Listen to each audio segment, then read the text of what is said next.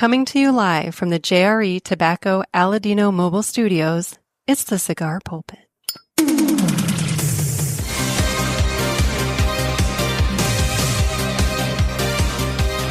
Hello, everybody, and welcome to another sermon from the Cigar Pulpit. I'm the Bishop of the Bird, Nick, and today we're going to be joined by Trey Mac, the National Sales Director for Aladino Cigars, as we discuss traveling with Trey Mac. I recently went on a little day journey with him, going around and visiting some cigar shops, and we were testing some equipment and having some fun. So, we'll get into that, and then we go all over the place. I mean, we talk yacht rock, and it gets crazy. It's Trey Mac. So, anyway, guys, sit back, enjoy, and I will catch you on the other side. And I'm joined today by Trey Mac, who's looking like he's getting ready to appear on Sprockets. Is this the time on Pulpit in which we dance? I do love some good house music. I'm not going to lie. And this new look, maybe we're trending that direction. Maybe that's the new phase in life. Oh, the farm tour is going to be so fucking fun. You're going to be all like, doing that shit. It's going to be fucking great. Every once in a while, they let me in charge of the music, but it only lasts for maybe an hour. I mean, it's an hour longer than I thought they would let it go. Eventually, they're like, okay, Trey, It's when all of a sudden you're hanging out at the pool at Julio's house and Smack My Bitch Up comes on. That's when they draw the line. Oh, for me, it's usually like, here's some Beethoven, followed by Tiesto. Okay. People are like, what? I'm like, it's parties throughout the centuries, people. Like, oh, okay. You're taking a real historical look. This is like fucking Nick Melillo's fucking party playlist here. It's like fucking Beethoven shit. I love Beethoven. It's fine. I get it. And not necessarily good for house music, but maybe somebody has, and I'm into it, so I think I would have known. But Fur Elise is one of my favorite songs of all time. I don't feel like there's a house version of that at all. Oh, now you're going to go down a rabbit hole tonight. But yeah, no, dude, a lot of that... somebody did. Yeah, I love a lot of classical shit. Yeah, okay. Did you ever get into classical music? I like some classical music. Do you know an easy way to distinguish a Mozart song without knowing it's Mozart? No. We're learning all kinds of shit tonight. This is and good. We just started. I know, this is fun. We haven't even gotten into a cigar yet. So with Mozart, if you're listening to classical music and you're not sure who it is, if you can say the words, "It's a bird, it's a plane, it's a Mozart," and it matches the rhythm, it's like, "It's a bird, it's a plane, it's a Mozart. It's a bird, it's a plane, it's a Mozart." Okay. Mozart. Oh, so it's kind of like the theme song to Batman the Animated Series from the 90s. I'm going to say it. Anybody who knows this, fucking Batman and the Superman animated series, the corresponding, the fucking Batman theme, it's like, if you can sing Batman, just the word Batman to that 100%. Theme. And like the Superman one, it's like Superman. It's like, if you listen to those theme songs and you just say the name of the character, it fits fucking perfectly. Yep. Okay. So it's a bird, it's a bird, it's a plane, it's a Mozart. All right. If you can say that and it's not a stretch, chances are it's a Mozart. I'll be damned. Well, we've learned something and we've been going for 3 minutes now. So. Oh my God. Son of a bitch. This was not intended. That makes you the cigar authority. Anyway. Oh, fuck. I never tell anybody I've always been into classical music. I don't fucking say shit to anybody. Here we are. I had a friend of mine back when I worked at the movie theater in high school. So this is 27 years ago. He decided it was a good idea for his first dance with his new bride to be Smack My Bitch Up. And she was in on the joke. Her father was not. Dad, yeah. Her father was not. And her father was less than thrilled. Some of us in the crowd were like, what the fuck? But, with him, it made sense. They divorced a couple years later. But mine would be like, it's neither here nor there. Oh, okay. Yeah. Yeah. That's our generation. Or Pony, that's our generation. But like, dude, if we're getting married and you're not wearing a thong. Well, especially if you're going up there for the garter belt, you got to have a good view. Like, I need to, come on. Yeah. It's like, You ever think that's weird with like the whole like grabbing the garter belt thing that we do, Oh, it's super weird. super weird. So I had a buddy. I don't. This is we never know where these are fucking gonna I go. was gonna say this is not anywhere near where I intended for this to start, but hey, fuck it, My whatever. my friend, we called him Hammer because his last name was Hammerschmidt. Yeah. Oh, You can okay. imagine Hammerschmidt's a very large German individual, Yeah, I'm sure. 6'9" dude. His wife was 5'1". Was he into house music?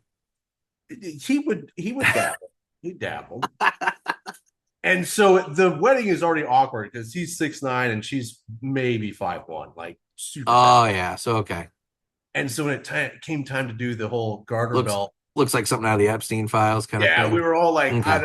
I didn't even think they would do it. But no, not only did they do it, my ridiculous German buddy got way too into it because he's down there, and of course his ass is sticking out like 4 feet away. Yeah. He's underneath her dress, and he just starts like fucking twerking and Oh shit. He's my like God. trying to find it, and this little girl's like, "What the fuck is going on?" Like he made it like a 5 minute spectacle, and everybody's like, "What in the? This is some weird German shit." Yeah.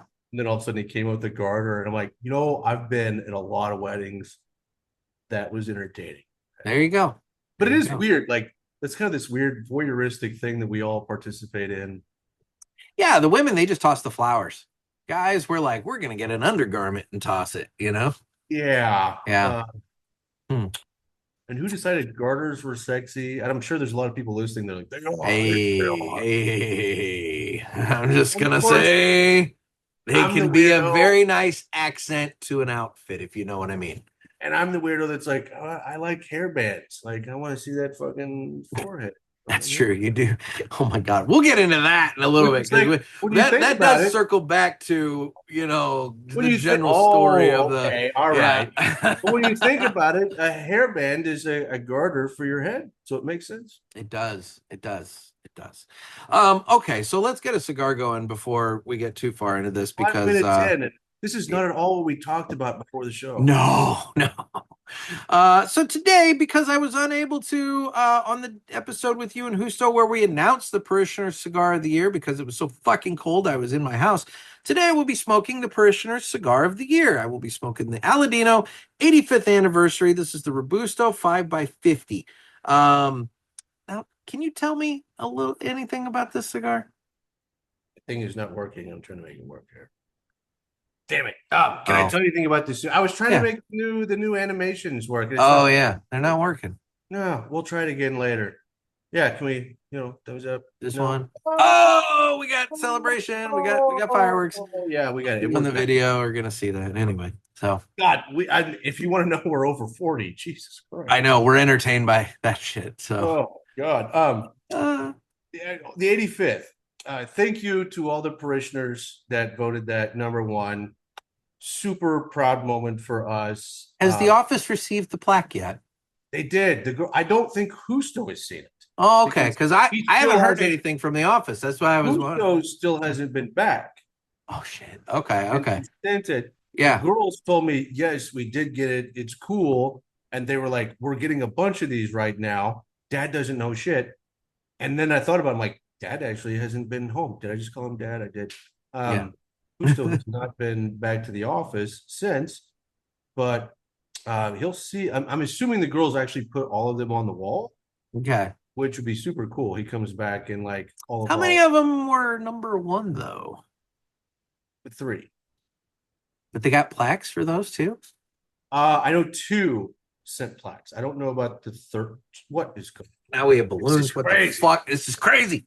I know two of the people that got us number one did send plaques. Andre, You know what you just did? You did the because that's what it was. You did the That's weird. and now it's not doing it. All right. Anyway. All And right. you know the difference between this, and what was the other one? The other one is this. No. It's like, I mean, I know what this is, but anyway. yeah. Oh, okay. Let's go through this whole thing. Oh Lord. Oh God. You have This is so thrilling for the audio listeners. yeah. Audio people, you need to watch the YouTube. I Yeah. believe this is French, German, American. Okay. And then you have the shocker. The shocker. Then you have the spocker. Oh, that's true. I forgot about this. Then you have spocker. The two-pocker. Oh, Lord. But do you know about the Dodge Caravan? No. That is 2 in the front and 5 and a whole fist. Oh, God. All right. Well, it's time to cut the cigar, and the official cutting is brought to you by 2guyscigars.com. That's the number 2guyscigars.com. Two Guys have been around for 40 years, and they are the trusted name in the cigar industry. Everybody knows Two Guys, but if you don't, please give them a try. You won't be sorry. Family owned and operated, 2guyscigars.com does the very best to provide a great selection, fair prices, and excellent customer service. I want to point out that the Aladino 85th Anniversary Robusto is available on 2guyscigars.com for $17.79 for a single, $314.99. Wow. I was off. $314.99 for a box of 20, which brings the single price down to $15.75 if you buy it by the box. So head on over to 2guyscigars.com for your next cigar purchase. Tell them that the Cigar Pulpit sent you. And remember, that's the number 2guyscigars.com. And with that, I'm going to go ahead and cut my cigar. Ooh, that was a good one. That was right by the microphone. That picked up very nicely. It almost felt like AI. It was not. That was straight. That was just a straight, legit cut there. I'm smoking this Robusto that I've had for a little while. I had every intention of buying a Toro before I left Florida this last time. And I completely flaked on that last day that I was there to pop into Ashenale and pick one up before I left. And so I was on the plane back and I was like, fuck, I didn't get one. And I'm like, oh, I still have the Robusto. So I'm still good, but I had every intention. Good.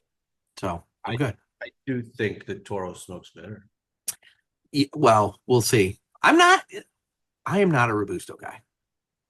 I think that's me too. I'm not either. I'm not a Robusto guy. And that sucks because, look, I'm not bragging or anything like that, but I do get samples.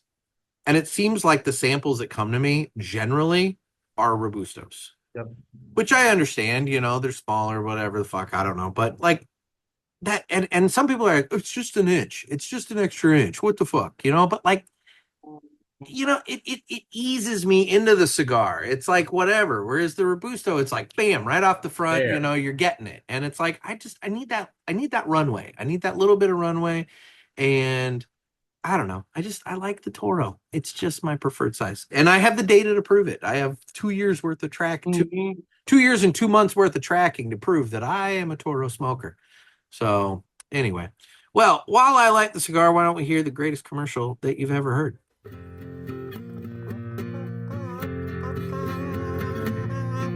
Some say cigars are all the same. It's just not true. It's you I have to blame.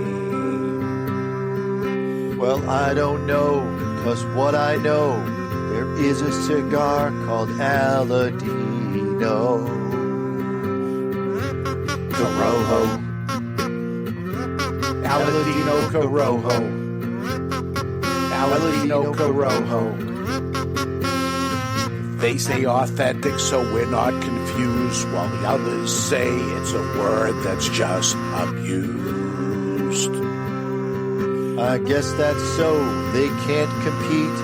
At least I'm sure Aladino can't be beat. Corojo. Aladino Corojo. Aladino Corojo. Aladino Cigars uses authentic Corojo tobacco from JRE Tobacco. This is the greatest commercial you ever heard. Yeah. All right, now I want it for the record. Because every once in a while, and it doesn't happen all the time, every once in a while, Mr. Jonathan will we'll talk about how that commercial is played on this show. And it's kind of his way of joking, I assume joking, whatever, picking on me, to imply yet another way that he feels as though I am copying their show. So I would like to reiterate this point yet again, that it was Justo who, through you, requested that I get a copy of that commercial and play it on here because he enjoyed hearing it on the Cigar Authority, and he's like, "Bro, we're paying for this sponsorship on the pulpit. We need to have that commercial played, right?" Is 100% what I'm saying. So, folks, I had to if tell you're tired you, if you're tired of hearing the commercial on 2 different shows, it's not my fault. and I had to tell you to ask permission to see if it's Mhm. okay because who still wanted it so bad. Mm-hmm. Yes. Yeah, no, that's how that went down. So I just want it for the record that it was Husto who wanted that. Mr. Jonathan, you don't listen to any of my bullshit. That's fine. You know, I only listen to a portion of yours. What? You know, he surprisingly does listen to this show a little more than I was giving him credit for. I thought he only listened when he was like getting ready to come on just to like kind of catch up. But like he's made a few statements on the Cigar Authority that implies that yes, he actually does listen. So I'm like, all right, that's good. Yeah, That's good. You know, he that should said, because I'm nipping at the heels. So you know, it's good. Definitely nip. He might now, like that. if it's Mr. Jonathan, you're nipping at those high heels. Mm-hmm. Mm-hmm. Although he's been way more manly this past year. He had a picture of him with a woman on Valentine's Day up on his Facebook there. And that shit he did with the flamethrower. I mean, it was like no, you're right. I'll give him credit. And you know, I've threatened to do that before in the past, and I've never actually done it. So I'll give him credit for that. That was impressive. You know, that was pretty manly. That was impressive. But see, here's the thing. He went only halfway. He needed to find a cool way to cut the cigar.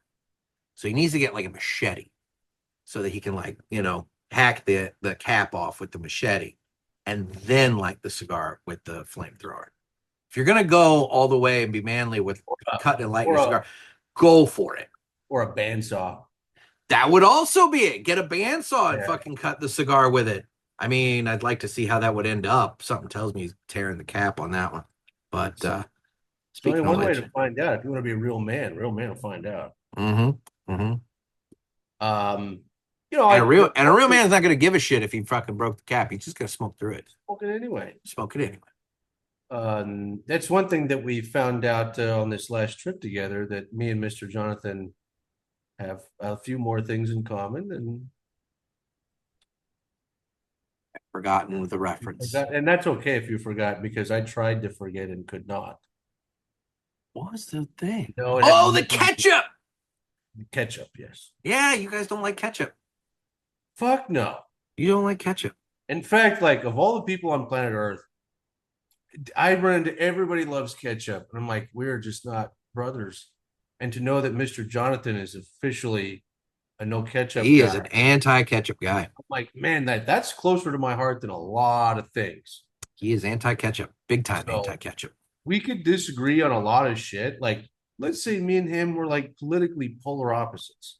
I care about your feelings about ketchup more than I do your feelings about politics. Okay. So if you're a ketchup brother, I'm like, dude, we get it. Yeah, he's a ketchup brother with you. And let's be real. The way 6 degrees of whatever, it's not impossible to think that you guys might be Eskimo brothers somehow too. I mean, usually, like with my last found Eskimo brother, we both learned that we went to college at the same time at the same place, but never went to the same parties. We never hung out. Actually, me and my friend, we've been friends for a long time and didn't even know we were at the same college at the same time. Yeah. And then, of course, the discussion comes out like, are we Eskimo brothers? Uh-huh. And, you know, no. And I looked at him like, bro, I'm going to guess it's the ugliest one I've ever been with.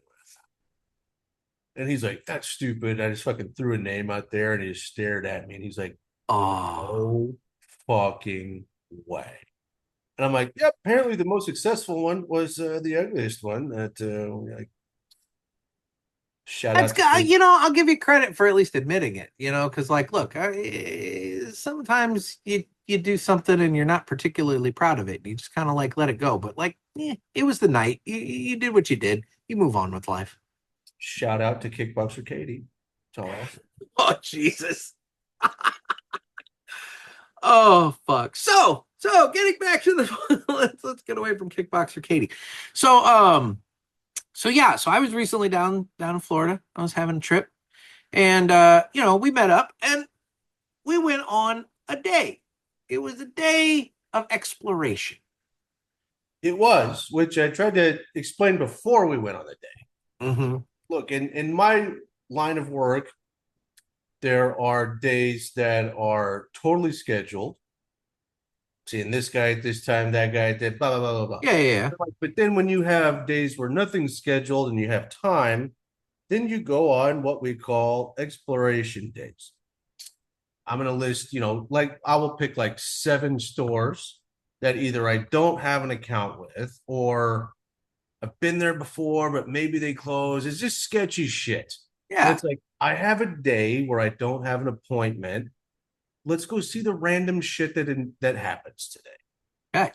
And you're not calling anybody. You're not setting up any appointments. You're like, people that don't really know me, that don't really deal with me. Let's just go see what the world has in store. Just and pop in and see what's what. Those days are always, sometimes they're bad. Sometimes you end up with those days and you're like, this sucks. Other times you're like, this was the most weird freaking day ever. And then other times you're like, that was amazing. I should have been seeing these people this whole time. That's why you got to do these exploration days. You happen to be, I was like, listen, I've got my orders done for the month. Let's go see a handful of places that are just on the list. There you go. And I prefaced it with like, dude, you never know what these days entail. Okay. And that's exactly it. So while we're doing this, while I'm going around with you doing this, I have procured some new equipment that I want to use at PCA. I got some new lapel mics that, sync up to my phone and that I can, they're wireless, and I want to try these out. And I have a new magnetic, tripod selfie stick kind of deal for holding the camera. And so I had some equipment, testing I wanted to do. Exactly. Vlogging. So you and I figured this would be a good test. You could do your exploration. I could do some vlogging and we could figure this out. And so that's what we did. Now, it started off all right. It kind of, well, we'll get into that in a bit. So what I'm going to do now is I have taken the footage that I managed to get that day, and I have kind of compiled it together here so that it can be put as a little package here. And so we're gonna pause this conversation, and I'm gonna put the package in. And then we'll come back from that, and we can kind of go from where that leaves off, because we'll get to that in a minute. So this is the start of our exploration into everything. Okay. Now we're recording though. Nick's got his fucking stick. I got my stick. So we're currently out on a drive. Where are we going, Trey Mac? We're going by the Harley Davidson dealership right now. Really? Yeah, right there, giant fucking Harley. Well, yeah, it is a giant fucking Harley Davidson dealership. But I say that because Bike Week starts this week. Oh, so okay. I would get the fuck out of town while you still can. Well, we're on our way. We're going to a bunch of different cigar shops. We're going. This episode is basically going to be an exploration of cigar shops. Yeah, we have no idea. These are places we know jack shit about. We're saying hi. Just popping in, saying hi. Some of these places are probably closed. They don't exist anymore. So this is the shit you have to do when you're on the road in this business. Yeah, we're taking you out like a sales rep would go. Holy shit, they got tents everywhere. Oh, yeah, something's going. Oh, they're getting ready for Bike Week. That's Harley Davidson. That's what the. That's what it is. I was gonna say, they got fuck. I'm trying to see if I can get the. I don't know how to swivel or change the camera view. Oh, but I can't fucking park anywhere. That's for fuck sure. Well, no, they got tents. Oh Jesus, they're already fucking. No, that's the thing. They've got tents everywhere. See, this is life. It's just you don't know this shit's going on, and you get there like, oh, there's the Harley Davidson dealership by the cigar lounge. You're like, oh shit, it's nothing but fucking bikes that are here 3 days fucking early. I can't park anywhere. I look like a dick. Welcome to life on the road. Well, I remember being down here that one time, and it was Biketoberfest. And the fucking bikes are everywhere around here, which, this one's bigger. I'm not talking shit on bikers, but like, damn, They are everywhere. So this is a situation where you might call an audible and be like, this is a bad idea. And you move on. Because this is starting to look like a bad idea. Well, there's nowhere to park. Literally. Where even is the shop? Back there. When we first pulled in, but like everybody was blocking off, so you couldn't park there. Oh, so we're going to be walking through the entirety of this. Or not. Like, again, exploration day. Yeah, Like, maybe today was not the day to explore this shop. Well, and coming up, we're heading down to Daytona. Yep. Where this is really going to be thick with bike stuff, right? Oh, we're heading to JP's Cycles now. Oh, Yeah, okay. You're kind of in Daytona here. Erica there says this is Daytona. Say hi, Erica. Hi. Yeah. I only have 2 mics, so, for right now, she's just in the back waving. We're going to try to get the fuck out of here. Okay. Wow. Oh. Fun times. Fun. I don't know. I wish I could. How do I swivel this around? Is there a way for me to? I don't think there's a way for me to swivel this around because that button takes a picture.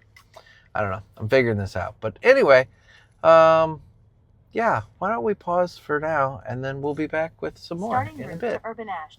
Oh, now we're going to Urban Ash. Yeah, which is still in Daytona, but it's going to take 30 minutes to get there. Okay. Well, yeah, But whatever. It's a big ass inflatable tiger over there. I don't know if y'all can see that. Lots of shit going on. Lots of bikes. So many bikes. You don't want to hit any bikes. No, I don't want to get out of here alive. They tend to frown upon the hitting of the bikes. Saw that on Smokey and the Bandit. Nice.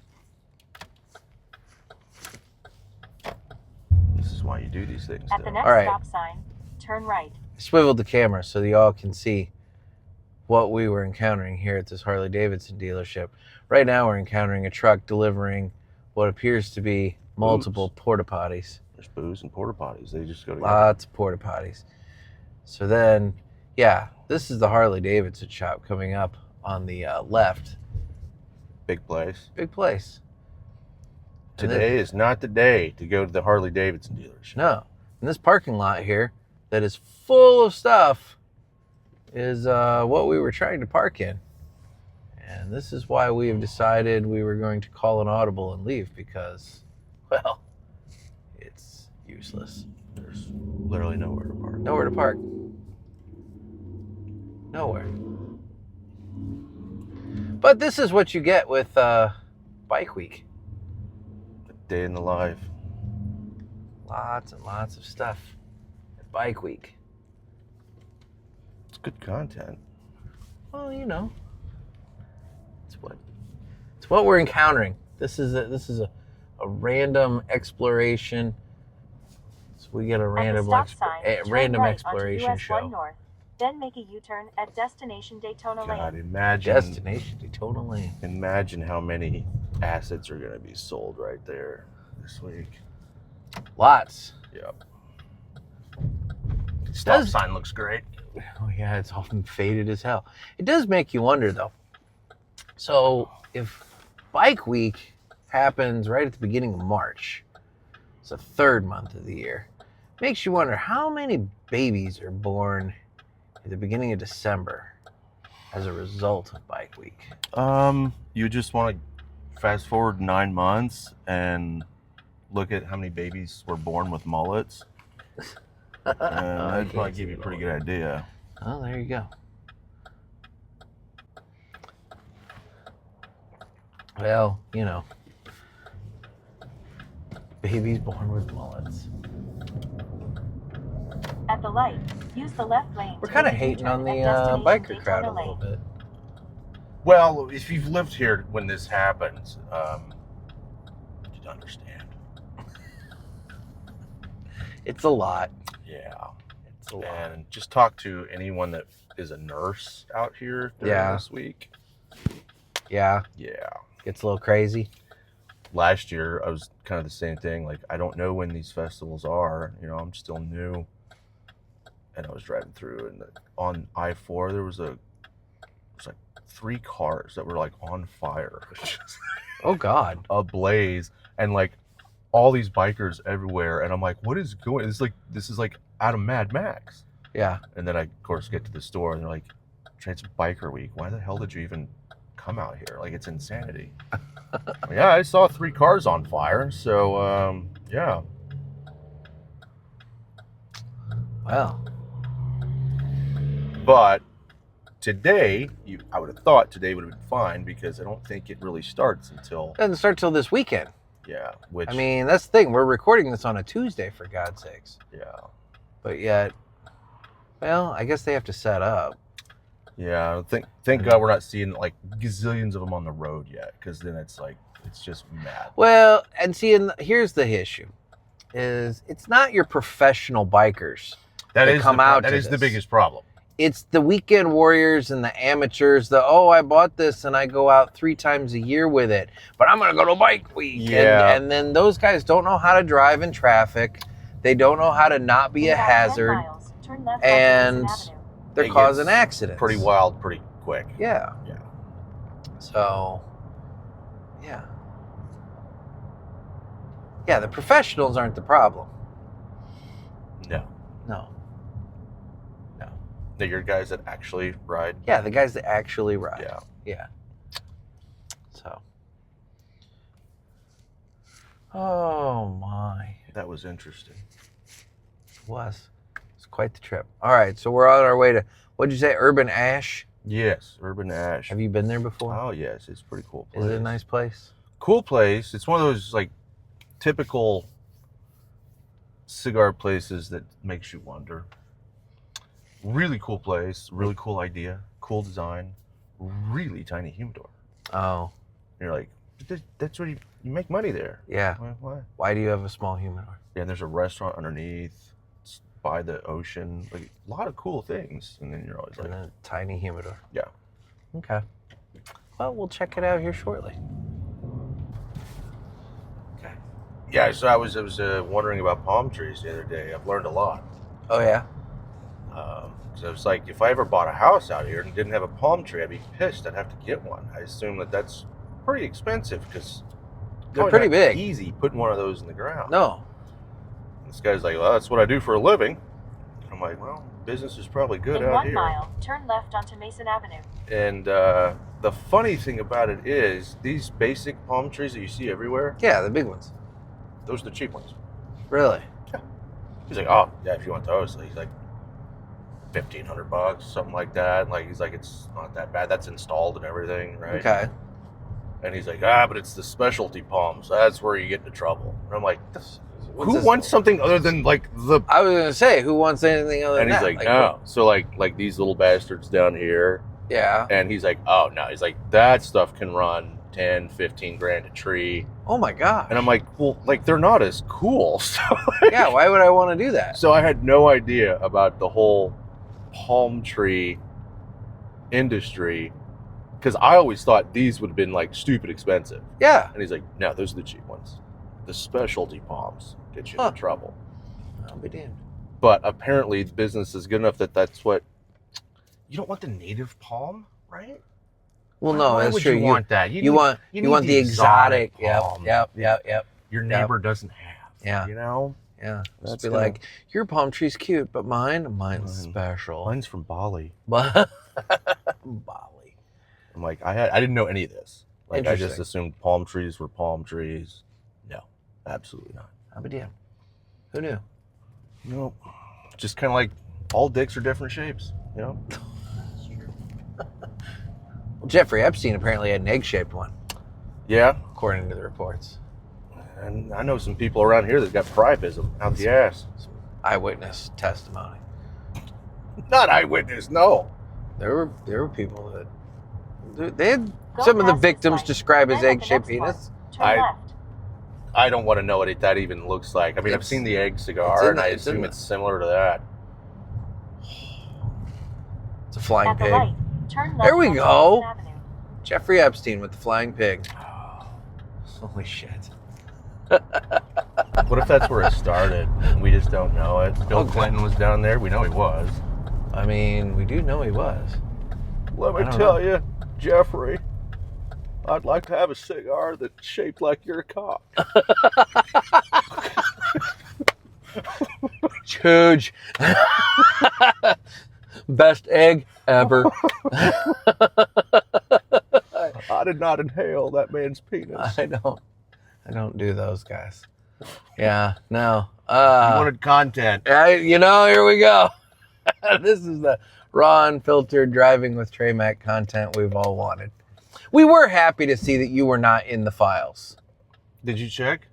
Did you not get my text the other day? I took a screenshot. Yeah. No, apparently I didn't. No. Yeah, no, you're not in the files. You checked? Yeah. Kind of disappointed. No, you're not there. It's probably under my alias. I'd also like to point out that I did search for a few people in the cigar industry, and none of them came up either. But did you search for all of them?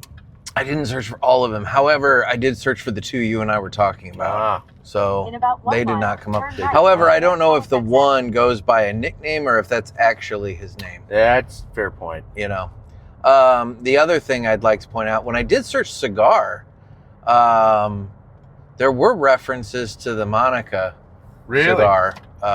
Yeah. That's how the eggs started. There's a few things like that. I mean, and they were meeting up at some cigar lounge. There was some talk of that. Surprise, surprise. Then there was a very interesting financial report that looked like it was a financial report for maybe a hotel or something that they were At the maybe next light, turn investors in. Or I don't know the exact, but this hotel must have had a cigar lounge because there were line items in there for employees and training and all kinds of stuff. So he may have, I don't know. I'm going entirely based off of just a quick and dirty search on DOJ that he may have actually been At the light, an turn investor right in onto something. North Halifax Avenue. So,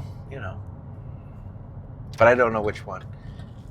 And when I tried to look at the PDF on my phone, it was very, very blurry when you zoomed in to where you could actually see the text. Because why would you want to see the text? No, I mean, it's kind of like Bigfoot. Right? What if Bigfoot's just blurry? That's why we can't. He's just blurry. Could be. I think I stole that from Mitch Hedberg. I think they're doing a Bigfoot the musical. I think it's coming to Broadway or something. I think I just saw that the other There's day. a new horror movie coming out this year called Yeti. Really? Oh, yeah. Is it about how expensive the tumbler cups and the that is things are? It's oh shit, my bill. My cooler costs what? Oh, my God. That is an interesting story, though, if you've never looked into the divorce and lawsuits around Yeti and Arctic. Really? Oh, yeah. Husband and wife. Oh. At the Got next kinda- light, turn left. Wife was not real thrilled. That's why Arctic, Comes along. Yep. They are very similar. very. I'll be damned. Oh, okay. Well, we're still on our way to Urban Ash. We're close. We're getting close. We're 0.3 miles away, according to the little map. It's kind of nice. But At least this place has a pretty big parking lot, so that's good. hopefully the bikers haven't taken it over. No tents. Let's hope not. Yeah. It's too early. I wouldn't think for this place. I mean, look, the Harley Davidson At the dealership, light, turn I left can onto understand Main why Street. they'd be Then setting the up, destination is on your left. but, I don't really know why this place would be setting up just for seems Bike Week too already. early. Although I'm seeing jet. Yep. There are There are lot tents. of tents Jeez. all over the This is fucking Main place. Street. This is the second busy. This is the main busiest street during bike. But this is like bike 5 days ahead of time. Oh dear. So Main Street's. Let me be quiet, 'cause- No, you're fine. Don't Don't be quiet. Don't be We don't quiet. want you to be Speak quiet. up so the microphones can Yeah. pick you up. Now she gets quiet. Well, no, I'm just saying Main Street is the busiest street. This is where everything happens during Bike Week and Biketoberfest. This whole thing gets shut down. There's bikes everywhere. The coolest stuff and strangest stuff you'll ever see. But yeah, so. Okay. I didn't know it was literally on Main Street. Flip this around so I was people gonna- can see this. I was gonna say bullshit. we're gonna flip this. I would have told you. Yeah. All right. So that's Boot Hill Saloon. Saloon. That's one of the where it started. Okay. Bike Week and Biketoberfest Main Street Station. There's a really, really cool place called the Bank Bank and Blues. It's a venue. No, you can. So that's usually a parking lot, and it is not. Oh, so our parking lot is full. Oh, so the Destination is on your left, That- Bourbon yep. Alley. There it is. That's Turn it. right. Oh, well. Okay. So we'll have to Maybe you swing can park around. on the side. Oh no, that's more. Not that. See, that's the This is a that's strip. the bank, the one I was telling you about. Oh, That's Dirty Harry's. what's- It's right there. There's a lot of all the music and okay. So yeah. So we're having parking. Oh issues god, again. this is so oh yeah, this fucked. cracks me up. This is literally the main street of Bike Week. Oh, hot leathers. Oh my Yep. god. Oh my That's god. Froggy's Saloon over there. You missed it. I did miss it. I mean, it was on the right-hand side of the screen for anybody. Oh, this is cracking me up. So, that cruising right there. This is where this part of Daytona Beach is where they used to do the NASCAR. You know how stock Mhm. racing started and all of that. Okay. Yeah. Fuck Head no. east on Main Street. Fuck Then take no. the All right. right onto That's where my South prom was. Atlantic Avenue. So Really? we've decided to say fuck Urban In Ash. about 1.5 Yeah, miles, there's turn like right onto Poinsettia Road. sometimes you just call audible after audible. You're like, nope, it's not. What happening? So now we're on our Yeah. way to Don Kiki's, Yeah, it's a destination. Karen Berger's place. Hopefully, it's far enough away from the bullshit. It is. It will be fine. This is too early for this. This is Tuesday. So, Biketoberfest traditionally used to start Ooh. on Friday. I just wanged his mirror. Great vlog content. It used to It's my first time. like a Thursday night, but now it's become more popular. Well, Bike Week starts, because we're in March. Yes, so it'll be all week, but no, it starts a couple days ahead of time because it takes so long to set up. And then Biketoberfest, which used to just be a weekend, is now, look at these guys. Those are not the typical people you would think you would see on I wish I could. Old cowboys on scooters. man. Cowboys on scooters. Should have Erica sit in the middle They'll have of the some back seat. assless chaps before the end of the week, I guarantee you. Hot leathers. Hot leathers. Yeah. Saw the hot leather store. I said that comment. I could tell you were like, what the fuck is he talking about? Like, Fucking hot leathers. Hot Yeah, no, leathers. it took me a second. Oh, see, you missed the world's most famous beach, Daytona Beach. Sorry. Sorry. we're In 1 we're mile, bad at turn right travel onto vlogging. Poinsettia Yeah, Road. my travel vlogging skills are off. You guys just missed the most important place. Yeah. Like, oh, Yeah, I don't fucking know. I should have warned you, but It's true. Land shark. That's So where that land shit shark, started. yeah. So this we're getting down. This is considered like just going towards Port Orange, so South Daytona, things like that. So it'll be less. Okay. It'll be less. It'll be less. Mess. It'll be less. It'll be less. That was a disaster. Yeah, I'm sorry. Hey, we're not batting well here I today. felt bad. I should have. I didn't pay attention to the GPS, but Main Street, I should have. Yeah, see, this is why, like, when you go on exploration days, this is how you're like, fuck, I don't know what's going to happen today. Like, You have every intention of stopping and hitting like a dozen places, and you hit like 3. yeah, and Yeah. like the first two that so I have a list. I'm like, Yeah. oh, you go by. But like the first two, like, dude, like if you get an account there, like you're looking at like a couple grand a year. Okay, so it's not like they were going to be. Never. No. Okay. So don't fret about certain things. You're like, oh yeah, well, I tried to stop by. It was bike week, so Okay. Well, it's all right though. It's all right. here comes Don Kiki. Now, does Don Kiki carry? They do. Aladino? Okay. Do. So Turn this right is a onto Poinsettia this is a Road. check-in. Then the destination is on your right. Yeah, I'm Alright. gonna see Chip. Gonna see Chip at the Don Kiki Superstore. That's it right there. That was a bad angle. The destination All is right. on your right. And we have parking. Don Kiki Cigars Superstore. And there's parking in the back Alright. too, believe it or not. Like, Sweet. All I right. actually do have parking here. I've been Excellent. wanting to visit this place. You've never actually been in? Nope. A very cool place. Neither have I I. didn't even know this existed till, well, I didn't know a lot of things existed till a few months ago. I didn't know Bike Week existed till today. So we're walking in to Don Kiki's Cigar Superstore. Checking it out. Seeing what's what. So, fellas. Come on in.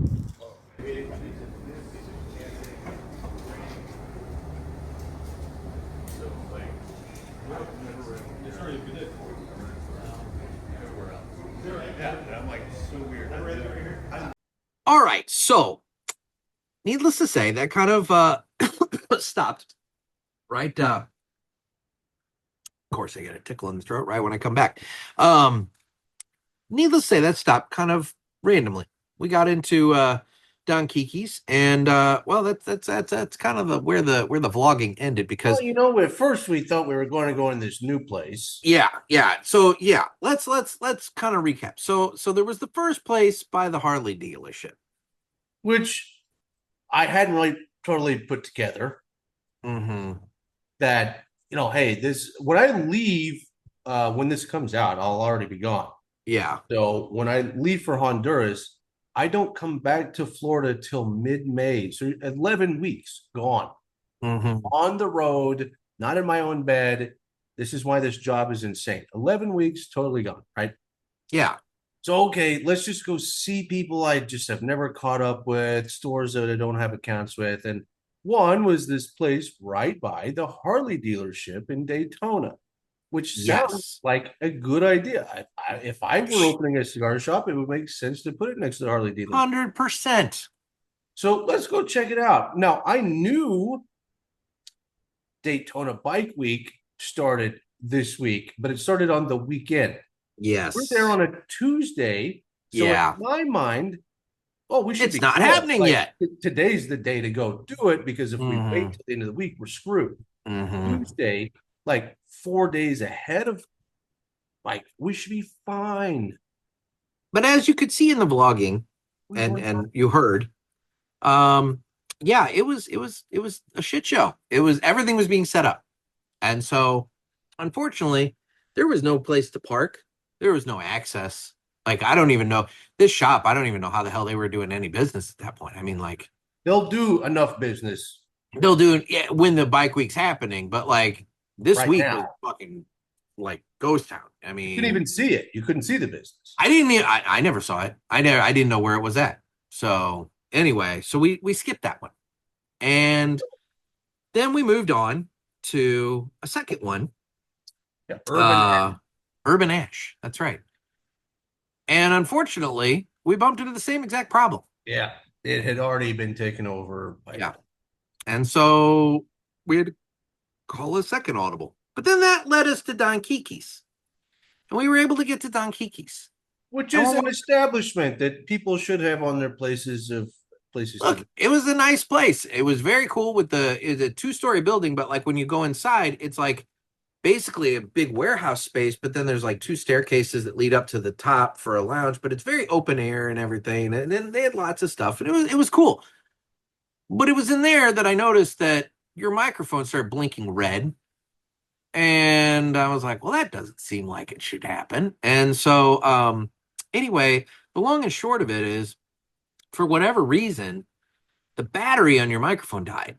And I don't know why, because they were both charged, and I have yet to figure out exactly what's going on with that mic. But the point is, I had a bit of technical issue. So that kind of stopped the vlogging at that point. So that's why, like, you know, the part that I did do is kind of boring. But then, you know, when we started actually getting... You're showing the people, like, a new place. For sure. I think that's great. I think it's great. I mean... The more places you can show on the road, period, I think is fantastic because it'll all get better. You know, I'm playing. Like I said, this was all experiment. This was both of us. We were both, yeah. We're field testing. We're field testing this, and everybody just gets to see the result. That's all. Which honestly, you can do whatever the fuck you want to, but I would say, don't edit much, if anything. Oh, I don't plan to. Editing is Because a nightmare for me. And especially video. So like I don't plan on editing too much. we all want it raw. this is accurate. But it is like Um, if I like shit that I love unfiltered. well, I want to see yeah. what life is actually like in this scenario. I don't want to see your perfect version of what you did. Well, this is it. I mean, this is us rolling up on two different cigar places and being like, well, we're not going here. You Yeah. know, so like, yeah. I mean, other people may cut that. I'm not gonna cut that. No, I don't That's want all to I cut it got. either. Like, especially because you started this, but like I told you, I bought a bunch of equipment too because I'm planning on vlogging this whole year because it's insane. Mhm. And I want people to see, oh, you think the life of a cigar rep is nothing but Fun and glamorous. no, I'm gonna. Oh, we'll talk about your hotel in a little bit. Oh, Don't forget that. I want to wish I would talk. have had these glasses for that. Yeah, oh, I know. So But yeah, but so Don no, Kiki's was great. Don Like Kiki's was great. We spent some time there. I spent some money there. It was a good time, you know. And they had a nice selection of cigars. I found a couple that I didn't expect to see. One of which I'm going to give a shout out because it's a really good cigar, and I haven't actually seen this out in the wild. Was the hot cake fresh out of the oven? The 6.5 by 52 torpedo version so good. of it. So I bought two of those things because you know you don't see those around, and I mean I probably would have cleaned them out, but I also I have a budget of some sort, That's so it's part of like the fun of whatever. going to random places. Like Exactly, exactly. and for me, like the two first places that we struck out at, not Aladino accounts, whatever. Yeah, But they Don would have been. Kiki's is. So, but they're So you one. had Granted, if I were in their shoes, I'd do the same thing. Like they're of course like numero uno, they care about Karen Berger stuff. well, yeah, it's her Which place, so I you would know. do the same thing if I were them. So Yeah, I never push very hard there. I don't try to make that my second home, even though it's 45 minutes away from where I live. yeah, But at the same time, I always want to make it, every couple of months, just go stop in, say the guy, say hello. yeah, And so that was like, all right, at least there's a place here. I'm going to say hi and see how they're preparing for bike week. yeah. So we did that, but then from there we drove down and we went to New Smyrna. New Smyrna. New Smyrna. Very cool. And it was neat. It was cool. And we ended up at a place that you were aware of, but I guess it's changed hands. And now it's called Crooked Horn Cigar Company. Yeah. And, it was a neat little, it was It's a right tiny there little, but by it has the a big beach. patio. It was you could definitely tell this place was designed for like outdoor smoking. The indoor area, they had some seating. It wasn't like you could probably, what would you say, seating for maybe a dozen. They had those two high top tables and a few chairs. But then Seating for outside, about a dozen. But yeah, outside they had a lot more. So we went there. Their humidor was nice. It was none of these places. Well, okay, let me back up. Burgers, you're learning obviously, about Florida. Don Kiki had a really big selection. All these other places that we visited, their humidors were of reasonable size. They weren't like closets, but they weren't like Small. massive things, you know. Florida loves small humidors, random. Mhm. There's tons of stores in Florida, Mhm. but they're not what, especially if you're listening in the Midwest, like the Midwest, fewer stores, but they're all big. Yeah. Florida, way more stores, way smaller humidors. And And again, a lot of the same brands. that's also a Florida thing. Yeah. Which makes it difficult to break through. Like best example is West Tampa. Like Yeah. it really has Tampa in the name. We all know, Yeah. hell, the parishioners have voted for West Tampa several times. Twice. Yeah. Ricky's a good dude, makes a good product. It's got the name Tampa in it. And I don't see it around in a lot of those places. Florida, you never see it in Florida because Yeah. Florida really cares about 5 brands. Yeah. And breaking outside of those 5 brands in this state is freaking hard to do. Yeah. And you saw that, and that's one of the reasons why, like, you need to go with me. You need to see what things are like. It's not like where you're from. Cigars Mhm. regional, everything's different in every region, and this is a good thing to bring out. Like, Yeah. So even that small place, Cricket Horn, which the whole Yeah. reason we went there, it used to be called Jefe, and Yeah. I had an account with Jefe, and then all I knew was the place got sold, new ownership. And the new people, I knew they had our stuff on the shelf. No But one, you never heard out of them. no one's answering the phone or emails, and I'm like, I just have to go in.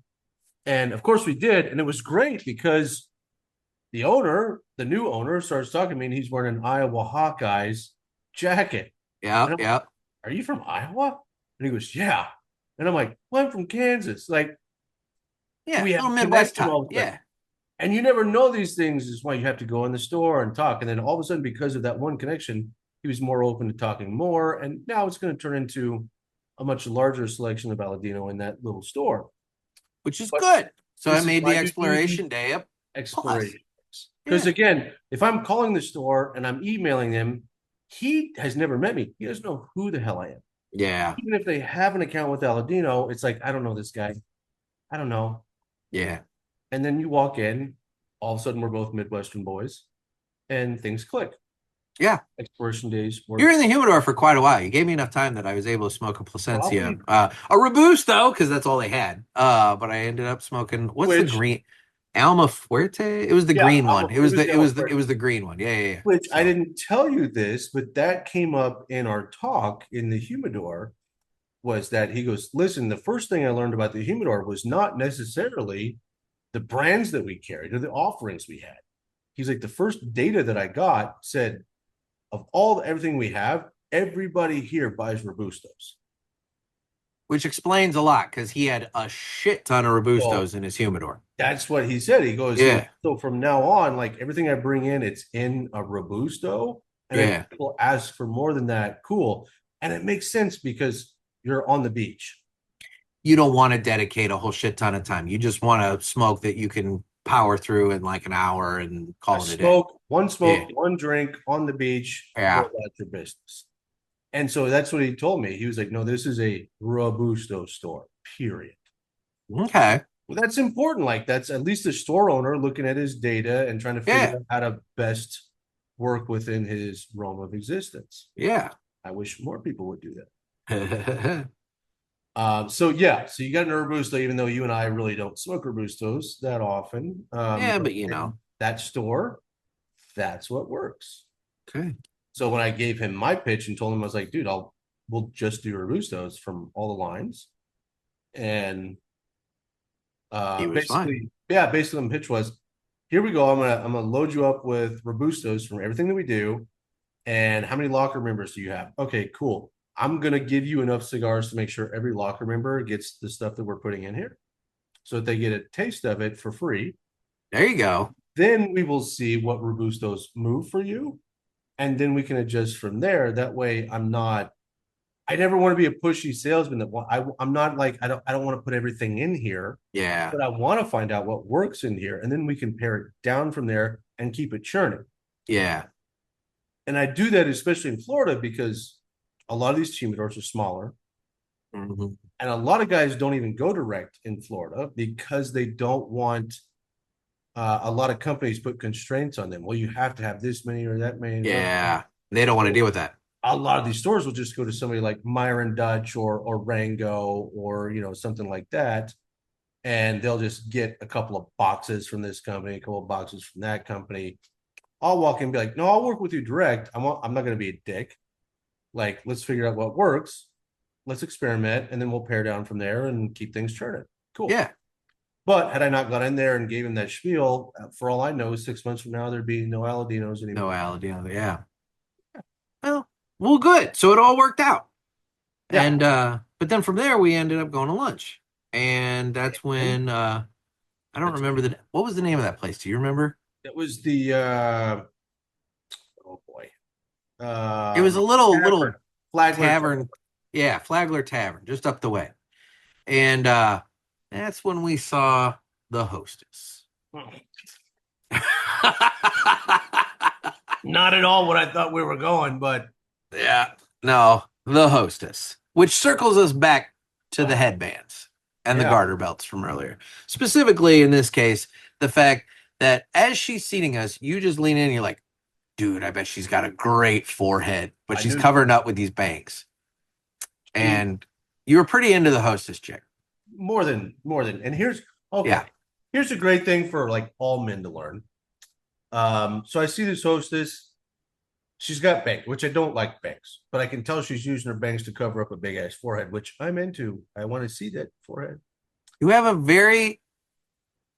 you have an affinity for foreheads. Big time. And I have no problem saying that. Like, Yeah. I love women with larger than normal foreheads. Don't care. So this chick, like, I'm seeing her, I'm like, I'm thinking, oh boy, I'm excited. But I always have to remind myself, like, she's obviously self-conscious about her forehead. Yeah, because she's got very elaborate bangs going on. Yeah. She doesn't know she's as hot as she is to me. But to me, this is like the hottest chick around. It's true. And that's kind of a funny human thing where, like, so for me, I could see like a girl that like 99% of the world is like in love with, and I'm like, meh, whatever. And chances are that girl's going to go out with me and not the guys who are like, oh, she's so hot. Meanwhile, I see a girl with this forehead that I want. And to me, that's the hottest girl in the room. And you guys are like, what the fuck? But I'm like, I'm too nervous to talk to her. She's got this fucking forehead. Like, Yeah. You were ready to serenade her. I told her I would. Oh, I didn't tell her. I told you I would. I was going to say, well, and that also Toto. then led into the whole, exactly, Toto. That led into our discussion. It was, you and I and Erica there. And that's when she started talking about yacht rock and brought up that concert that I went to back in July. And you had no idea about it. And it's like, next thing you know, we're all on yacht rock and how, like, oh my God, Toto and freaking Men at Work and Christopher Cross and all that. Like, I listened to Men at Work today. There you go. I did no idea that you were into yacht rock. Oh, and I think that might. What about me? You know me. What about me says nothing? I don't think he's into yacht rock. I don't think anything says you're into yacht rock. I think that's from the Midwest. I've never seen you wear boat shoes. Oh, fuck. Up until, well, there was a period of time that's all I fucking wore were boat shoes. But then the type of boat, the specific brand and model of boat shoe that I liked, it was impossible to find them in wides. And at that point I was like, all right, I got to shift shoes. Cause like, I can't get them in the fucking side cause I got wide feet. And so I'm like, I got to get them in wides.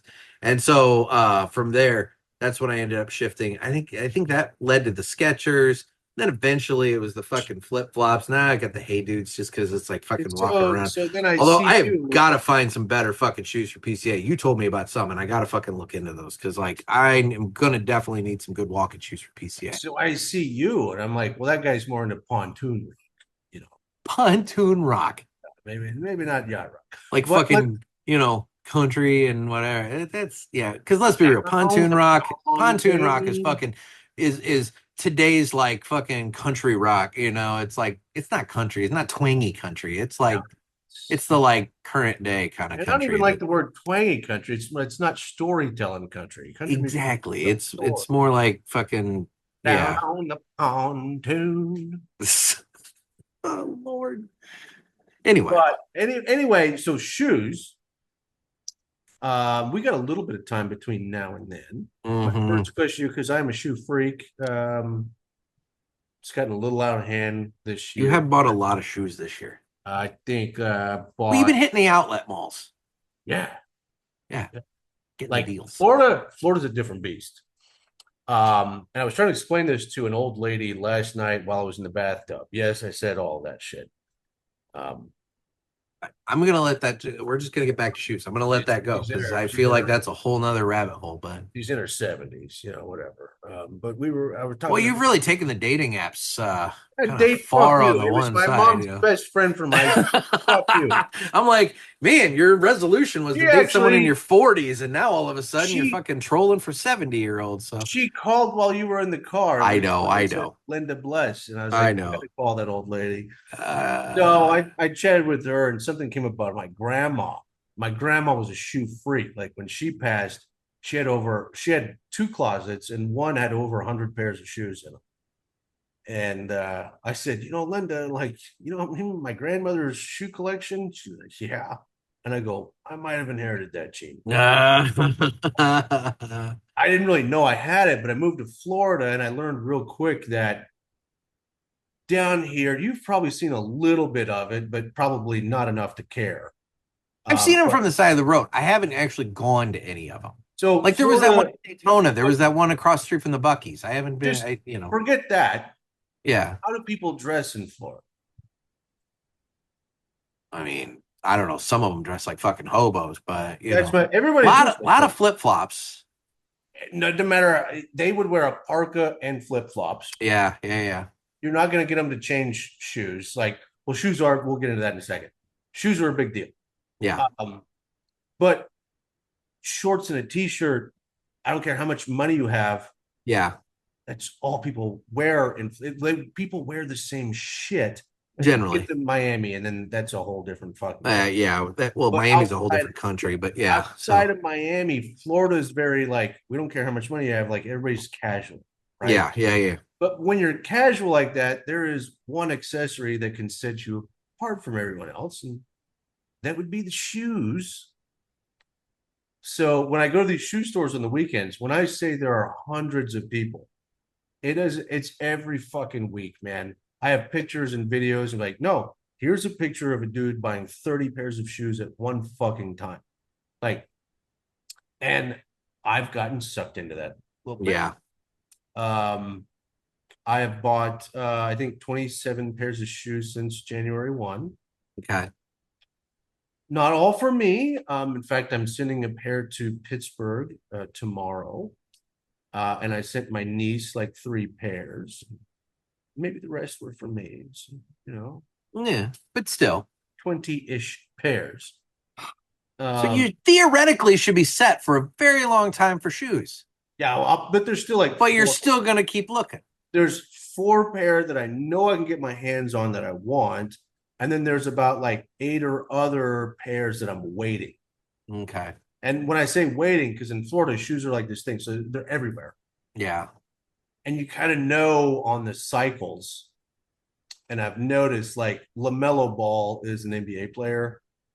He's fun to watch. He's not great, but he's super fun to watch. His shoes are on another level. This motherfucker wears the craziest shoes. And I've noticed that recently his shoes from a year and a half ago have started showing up. Might have bought a few pair.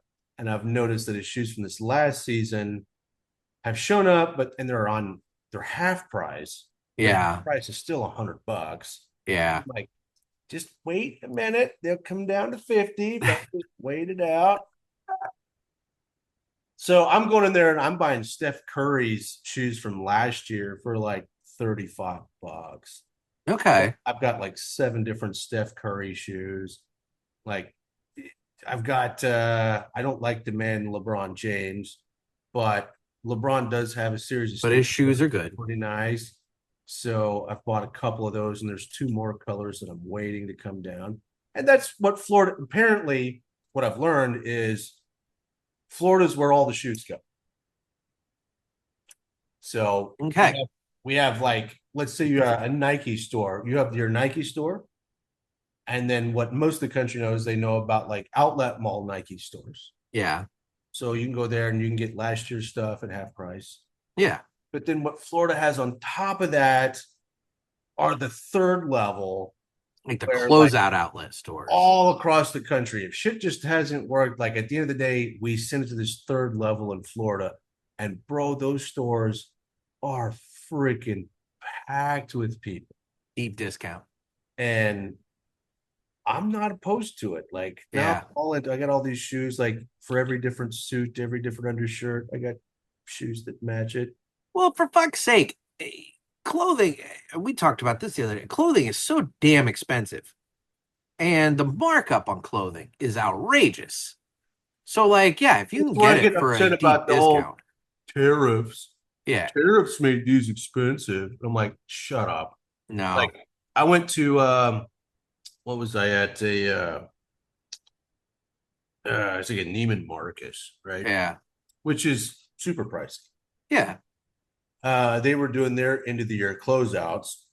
And so I got these jeans from Neiman Marcus that were originally 160. You could tell they'd been marked down twice. And the last price that I had them at was like 35. And these Okay. jeans, I'm wearing them right now, actually. They're like Yeah. the most comfortable motherfuckers I've ever had in my entire life. They're Okay. amazing. I go to Okay. buy and they ring up at like $90, which is still like, half price. But not the 35 that was on the No, tag. no. They were on this rack. Go check it out, buddy. Change that price. And he did change the price to like 35. And I bought them. Yeah. And he goes, man, if you knew what we paid for these, he's like, I've worked here a long time. He's like, if you knew what we paid for these, and he goes, I love these jeans too, and I know exactly what we paid for them. And I was like, tell me. Yeah. Buddy, I'm not gonna tell anybody other than this podcast. Yeah, I would say just everybody know, but whatever. $7. And they're charging 160 to start. Well, Yeah. I think it was either 160 or 180. It was one. Yeah. So it's still obscene. Yeah. Like, dude, even at $35. I'm trying to do the math here on that. So that's like a fucking. So $7 is all of almost 4% of the original fucking sale price. Blame it on So the tariffs. yeah, whatever. What the fuck? Yeah, that's the world Yeah. we're living in. Where, like, honestly, after being involved in everything, it sucks that cigars are more expensive.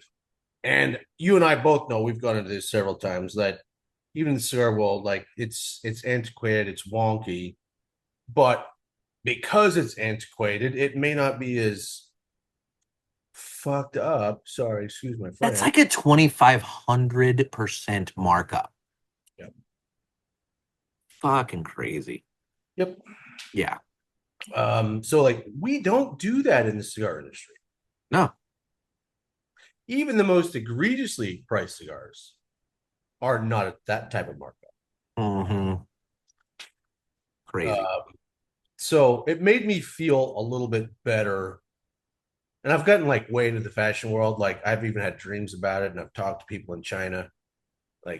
Because I've always wanted like a clothing line. Actually, two. Oh Lord. I've had them designed for like, I don't know, 20 years. I didn't call. Yeah. Yeah. So like, I still like, eventually someday.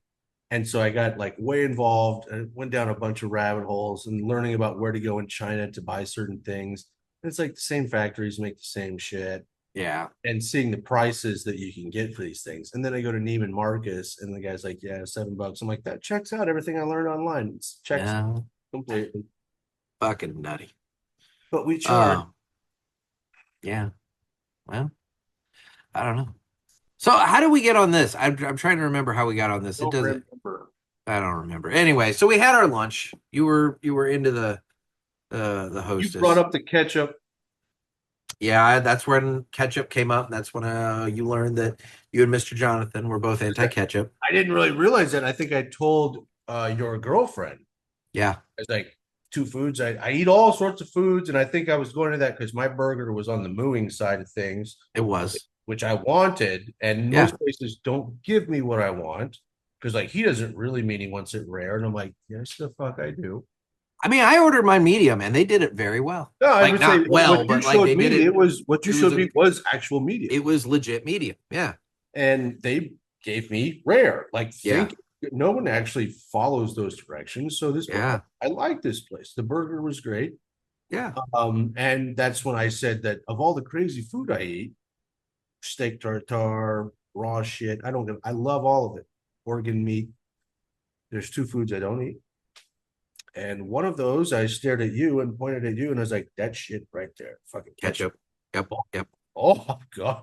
And that's when you told me, oh, something you and Mr. Jonathan have in common. Mr. Jonathan, I agree. Like, that shit is nasty. I bet he's got a big shoe collection, too. Yeah. In fact, I know he does. Because I slept in the basement at his house, and that's when he had all the fucking clothing racks and everything else down there. Like, he's got an arsenal of clothing. As Ed You Sullivan think me pointed and out to him me, he have goes, more he in has common? he has outfits. So I don't have outfits. I mean, other than suits, I have suits that coordinate. men don't have outfits. Men have clothes. Yeah. Women have outfits. But Yeah. Mr. Jonathan, his outfits. I think the real test is have you ever worn a blouse? I have not. Because that would be there's He only had one that- on Valent. If you Yeah. look up his Valentine's Day post, he had very blousy. It was a very blousy shirt. only one man in the history can get away with wearing a blouse, and still being a man. Prince. Oh, well, yes. Yes. Prince wore blouses. Yes. But it's Prince. Yeah. Got I don't away. I don't think anybody's gonna challenge Prince on that. But the rest of it, you ain't wearing no blouse, bro. No. Seinfeld tried. Yeah, the pirate shirt. Yeah, the puffy shirt. Yeah. It's a pirate shirt. Oh shit. But so after lunch, that's when we moved on, and we visited a place called Joe's Cigar Room. Oh, phenomenal. That was cool. That was a neat place. Now they had two humidors, one across the way from each other, and they were those modular kind of humidors.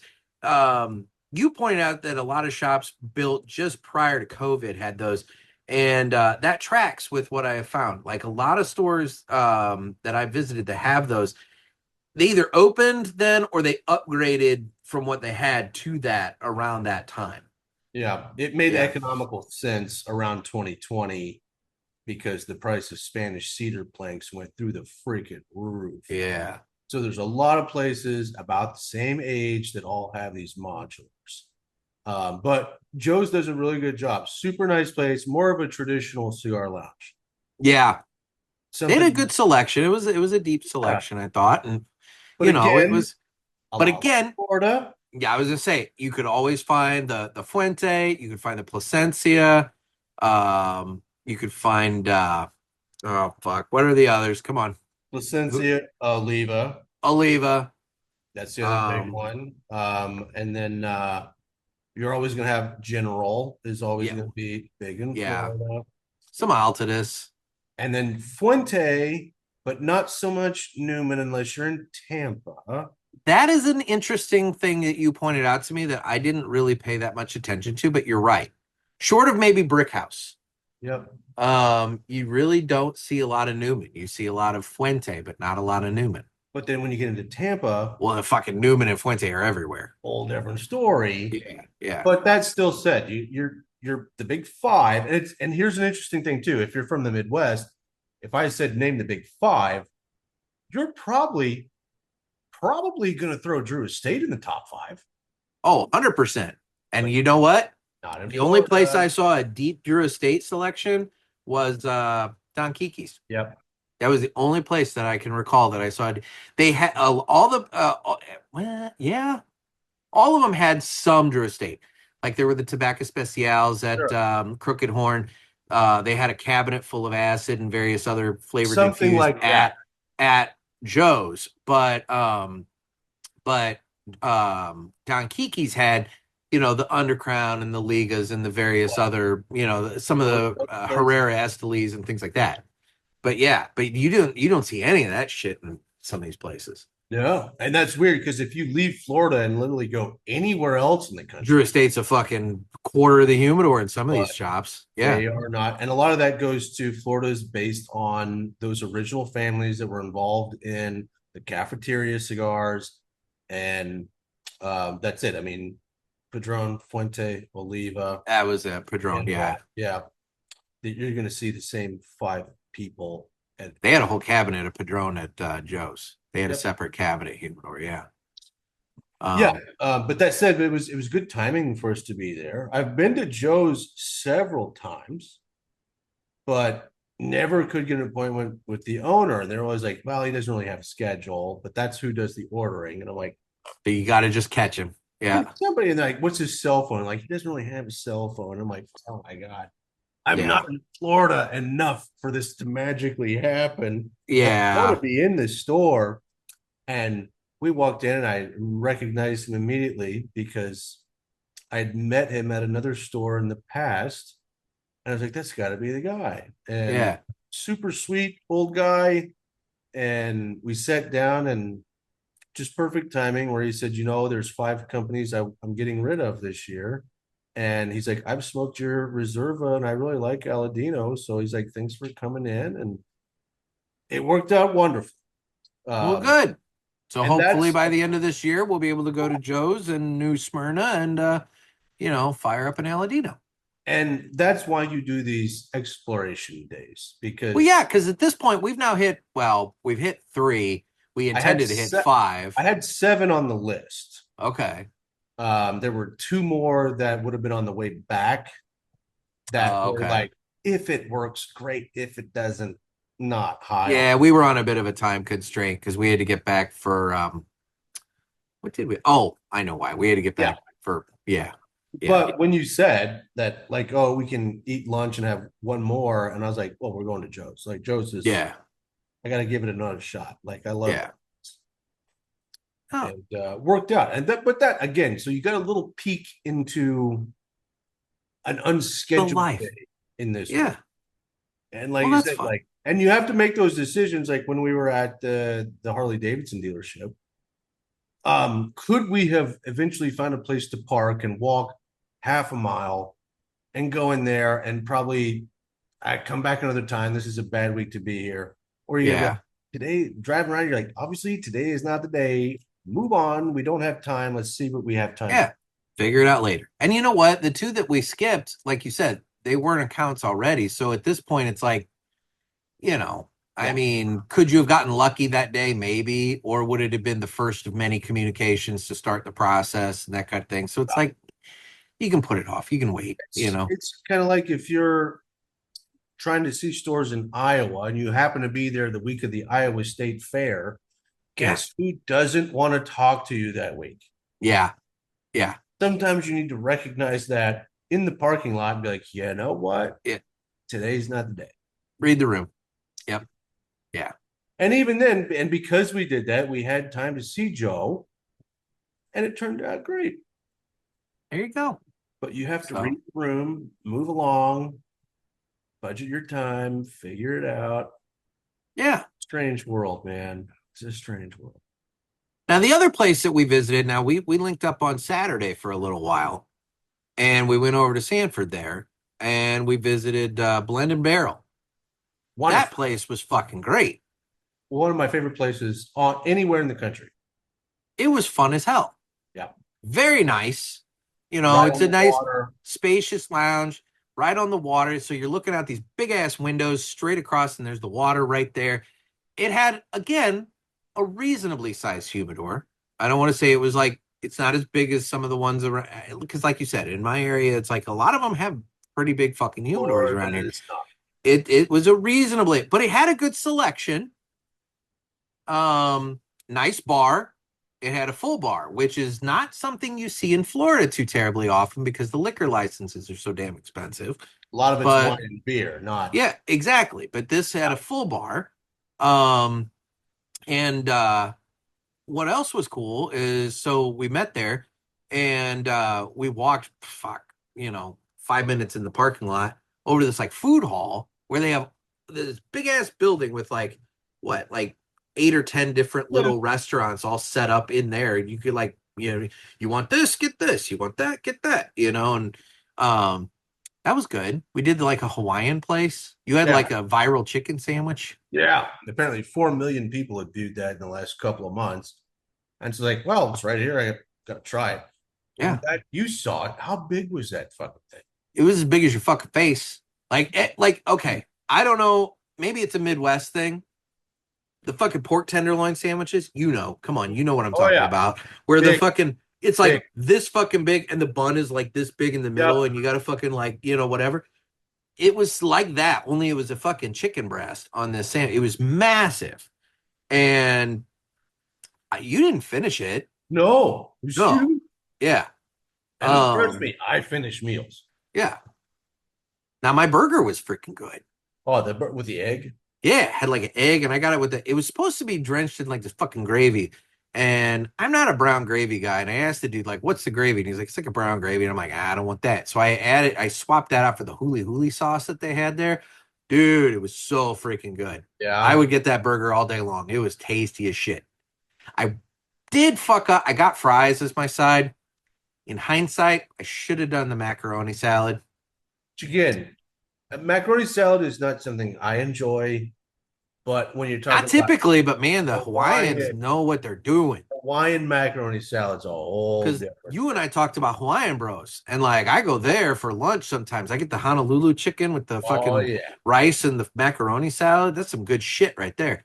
It is. Which you got to get one of those wraps. If you haven't fucking tried that I yet. haven't done that. Dude, it's basically the plate lunch, but in a burrito, which is totally up your alley. Oh, yeah. So yeah, it's freaking good. And it's a whole lot cheaper. I think they're like $8 or $9. Yeah. For one of the wraps. That sounds great. And they're filling as hell. They've got like 3 different kinds. But anyway, that's neither here nor We had there. a good time in the This isn't a food fucking hall. ad for Hawaiian Bros, but you know. No, but like the food hall was great, and I've eaten at probably 5 of the places in there. Just whenever I'm around that area, try a new one. I haven't been disappointed once. Like everything in that hall is super good.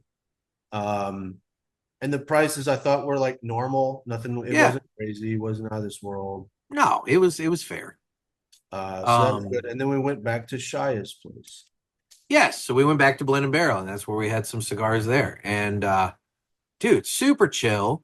It was fun. There was another podcast going on. They were smoking a Woody from Oscar. That was what, the Cigar Guys or Cigar something? Guys, yeah. Yeah. And so it was Alex, right? We met Alex. Yeah. So so if you, for those of you who might be interested, if you go and find the Cigar Guys and you find the video of them sitting at Blend and Barrel smoking the fucking gigantic Woody from Oscar, which, dude, the bro that fucking smoked that, he smoked it way too fast. Well, now, you know, I told you. What? Me and him are cousins. Yeah, that's right. He's a Shipley. We didn't know this till we met one night. And so it makes sense that he would be doing some sick bastard shit. Mm-hmm. Yeah. So I mean, look, smoking that, it's a novelty. I've never smoked one, but mostly because it's a fucking 80 ring gauge and I don't do that shit. But my point though is, if you are gonna commit to that, maybe. And I'm not picking on the guy. I don't want to make it sound like I'm picking on the guy. But if you're gonna commit to that, fucking don't like house the thing to where it's like, you know, coming apart. I mean, he was having some real burn issues, and that was straight user error. How could you not have burn issues on a cigar that size? I agree, but like, come on, like you saw some of that. It was really rough. He there was for a little chugging while. on that fucker. He smoked it. I don't remember what the closing time on it was. It was a long time that he smoked it, but he probably could have gotten another 2 hours out of the thing if he would have smoked it at a reasonable pace instead of fucking like just chugging on it. So if you remember, along with this story, yeah, 2 Pulpit Fests ago, yeah, you were gonna do the fast smoke competition. that was fucking Ken that wanted to do that. He wanted to do the fast smoking contest with the lunatic 10x100. If you remember, there was one thing I specifically said. I said Aladino wants no part of that. Mm-hmm. And that's because in West Virginia, I did an event where I did the same thing. They want to do a fast smoke competition with a large cigar. And I said, we want no part of that. I don't mind if another company does that at our event because I don't, if it's fun and whatever, I'm not out of a bunch of money. I don't care. So they did the Woody. Yeah. That event too. And that place, it's an Aladino lounge, by the way, but it's 2 stories. So you're up on this top deck. Yeah. Fontaines on the rooftop. Okay. Yeah. College kids love that place at night. The college kids are in the back alley waiting to come up the elevator to get. Tatiscan's huge there. Yeah. Tatiscan's big. Yeah. So they decided to have a fast smoke Woody competition. And this one, it was a college kid, shocking, that won it. Yeah. He smoked the Woody in 58 minutes. Legitimately. God, I can only imagine how bad the fucking burn on that was. Under an hour. Smoked the whole thing. Now, imagine what comes next. Just like He what threw happened up. to Puppet He Fest. fucking Ralphed everywhere. So all of a sudden he gets sick. He wins, and about 2 minutes after he wins, he's like, I held it as long as I could. There's nowhere to run other than the railing. Oh no. Runs to the railing to puke over the side. And wouldn't you know it, like out of a movie, what's underneath? The line of college kids trying to get into the Oh no. puked on like 3 people. Oh, that's a fucking nightmare. Because nothing makes me want to vomit more than fucking either seeing someone vomit or smelling someone's vomit. Oh, I couldn't imagine somebody puking on, especially if it's That's my point. Like came it from the would, heavens. I'm if like, it's fucking raining puke on me, I am losing it right then and there. Like I feel I've been shit on by a bird twice in my life, and that is fucking unsettling enough. I can only imagine having fucking vomit hit me.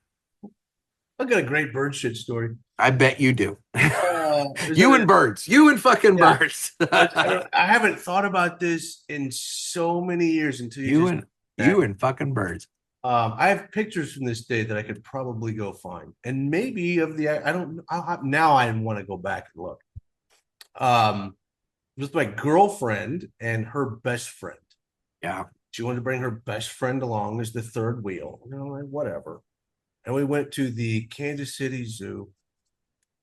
We were having a great day at the zoo. It was like this, throuple. Yeah. And my girlfriend was very attractive, and so her best friend was also tend to be pretty They attractive. tend to run in packs. Yeah. And we were outside, and the poor girl didn't even know what happened.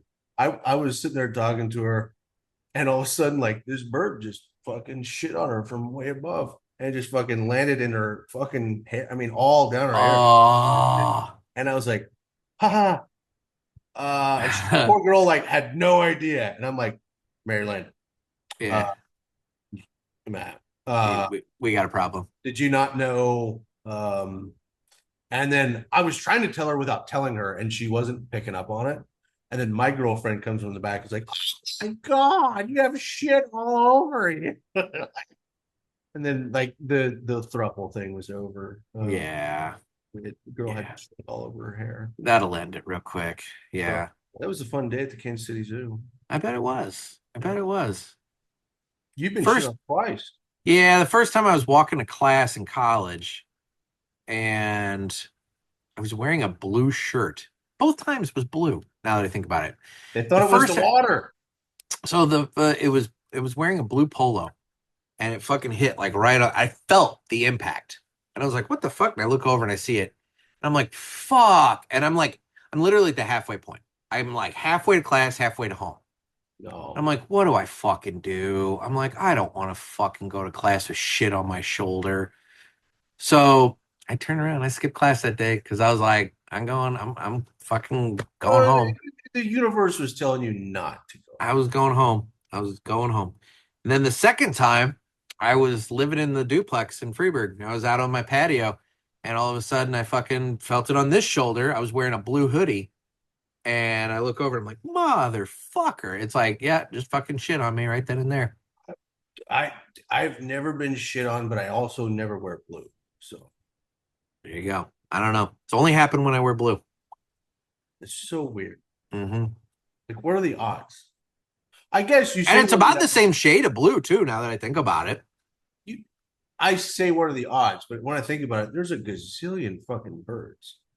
Oh, yeah. Let's be real. They're all pooping. It's like, well, at some point, they're going to fucking nail you. I don't think they all are. I think the ones that aren't under robot. Okay, yeah. Maybe not the robot birds. Yeah. But, shit. I came back from Florida in my car. It's been tagged 3 times on the roof of the parking spot, So, I got to take my car to get washed tomorrow.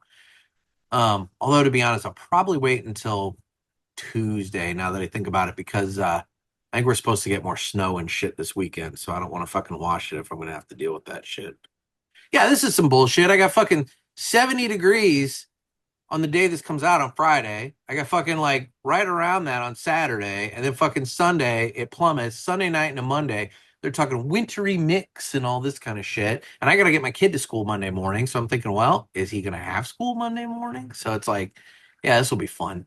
But then after that, it fucking goes back up. We're in this like weird, like woo kind of temperature wintry thing. Mix. Fucking wintry mix. Give me snow or give me rain. Don't give me fucking freezing rain. Don't give me ice. Don't give me that shit. Oh, the groundhog fucked all this. So. Fucking Punxsutawney Phil. But didn't the other groundhog say the opposite?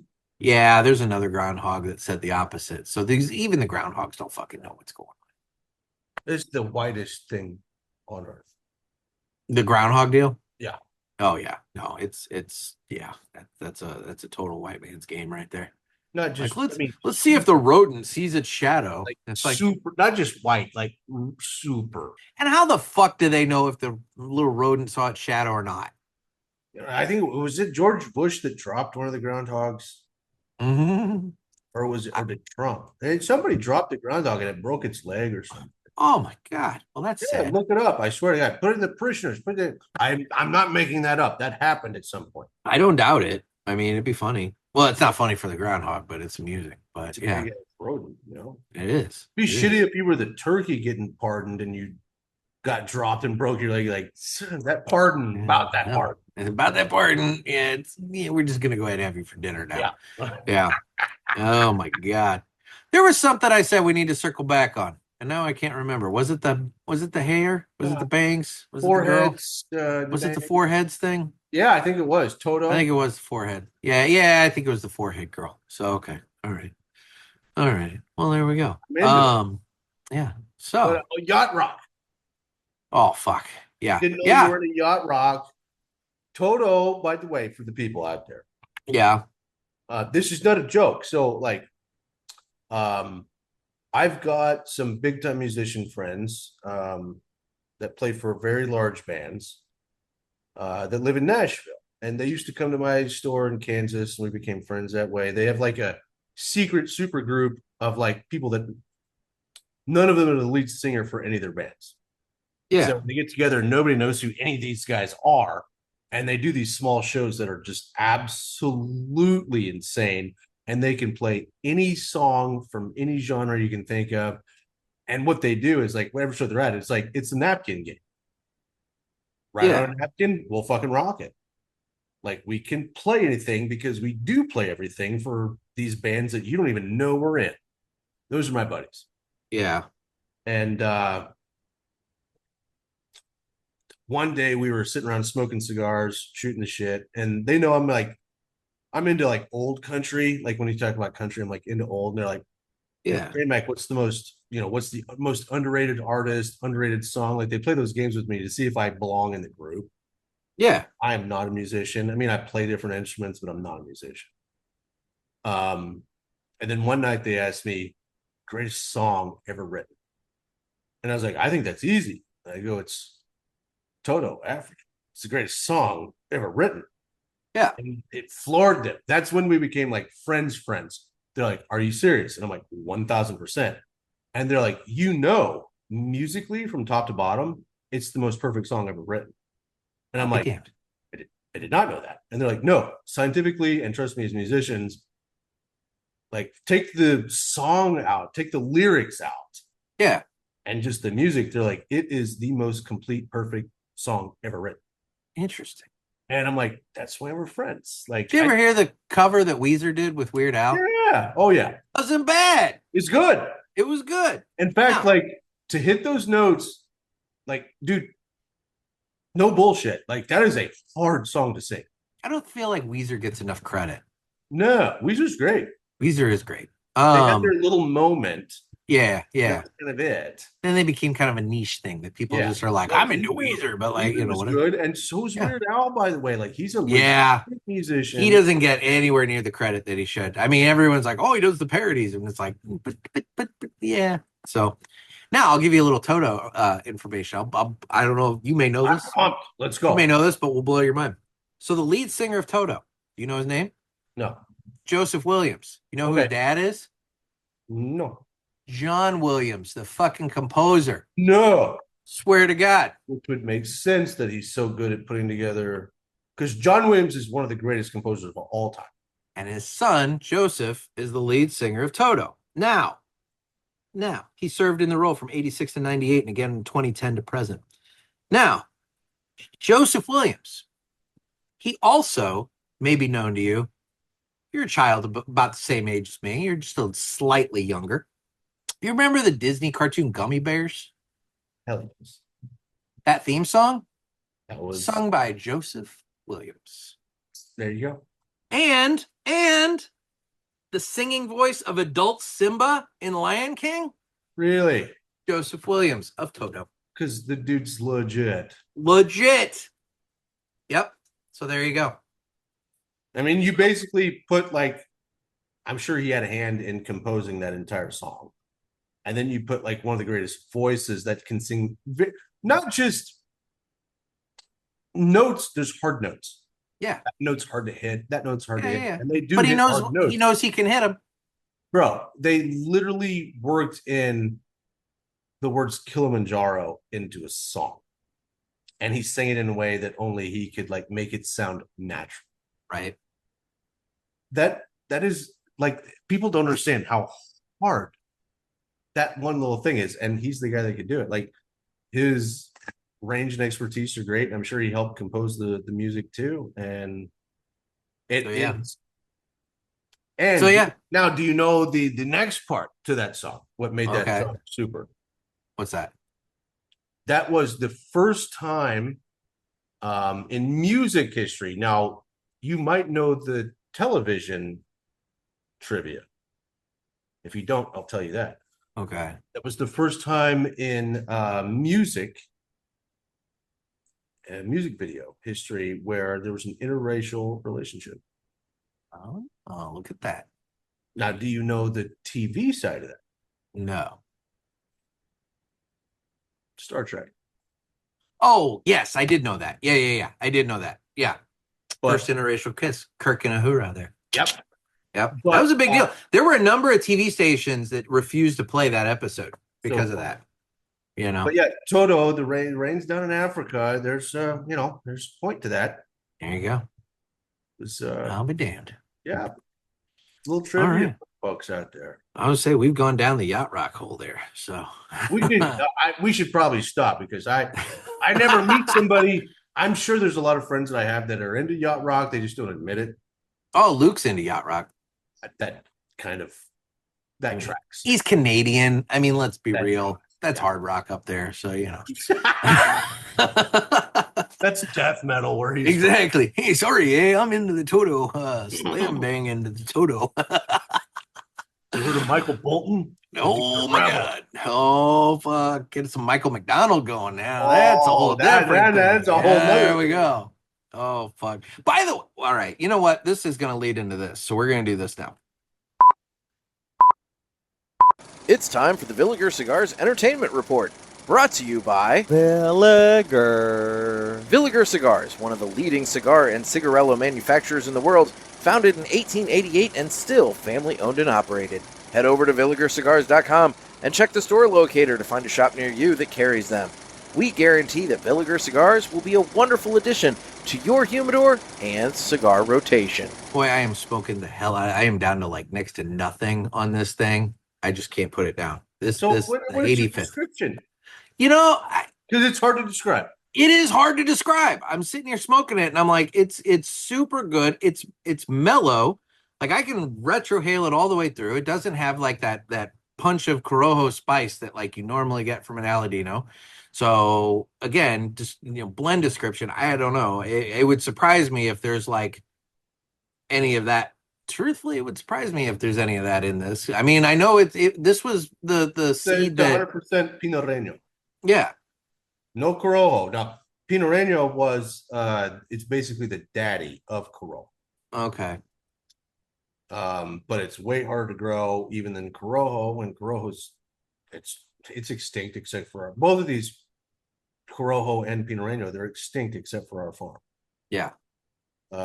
Because they're hard to grow, no one's going to mess with it. But the flavor from both is phenomenal. And this one is like, that was a predominant Cuban tobacco in the 30s and the 40s.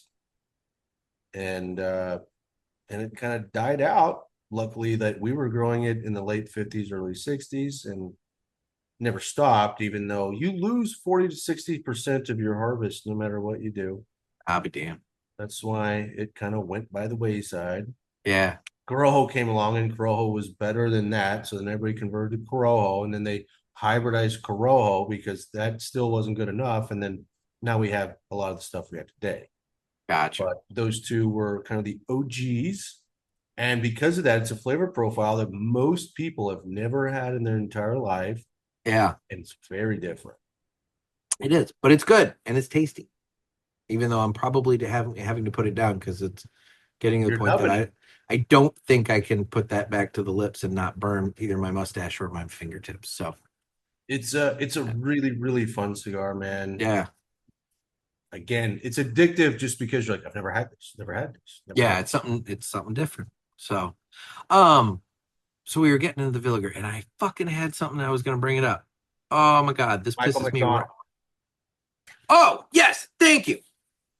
That leads me to a thing that I saw the other day on Facebook, and I was so fucking thrilled.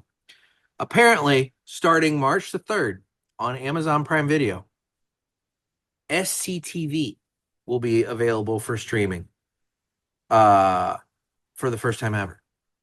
Are you familiar with SCTV at all? Dude, SCTV was on in the early 80s. It went for a little while. And it's basically the Canadian version of Saturday Night Live. Oh. But, dude, you've got Eugene Levy. You've got Rick Moranis. You've got John Candy. Badass. You have Harold Ramis. You have some fucking amazing comedians doing fucking little skits and shit like that.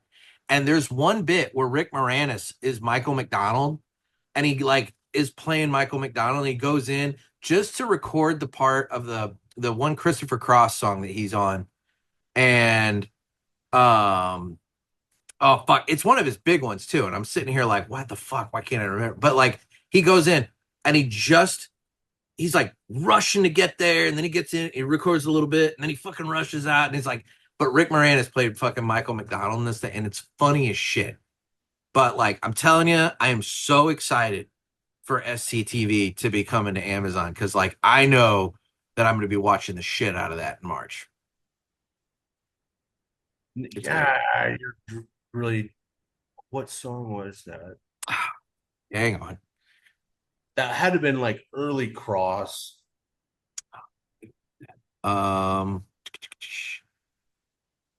Artists.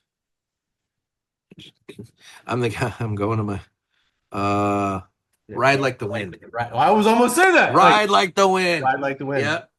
Yep, that's it. Ride Like the Wind. So like, they basically have him going in and recording the little bit of Ride Like the Wind that he did. It's funny as shit. But like, dude, I'm telling you, SCTV between fucking Moran and like, this is all shit that like, I remember watching reruns on Nick at Night. Yeah. When I was a kid, I was like, this is funny as shit. And now like, I'm an adult, so I can get way more of the jokes. Yeah. And like I said, you can't find this shit. Like, I have a DVD box set in the other room that I bought at like a fucking vintage stock. And it's like the best of SCTV from like these couple of years. And that was it. That's all I could fucking find.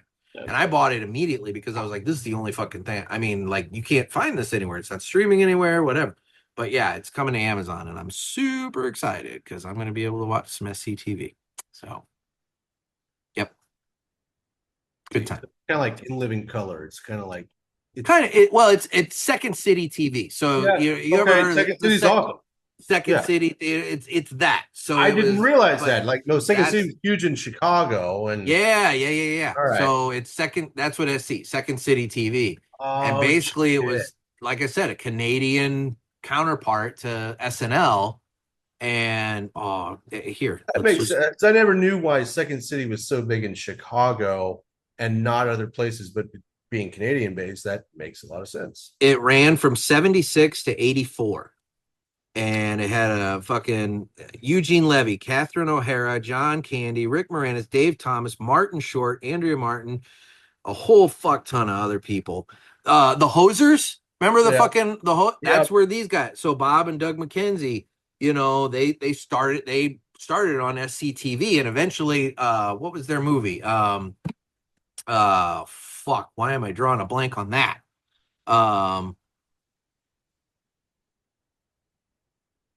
Fuck, why am I fucking, why is that not fucking? Because you're in your 40s.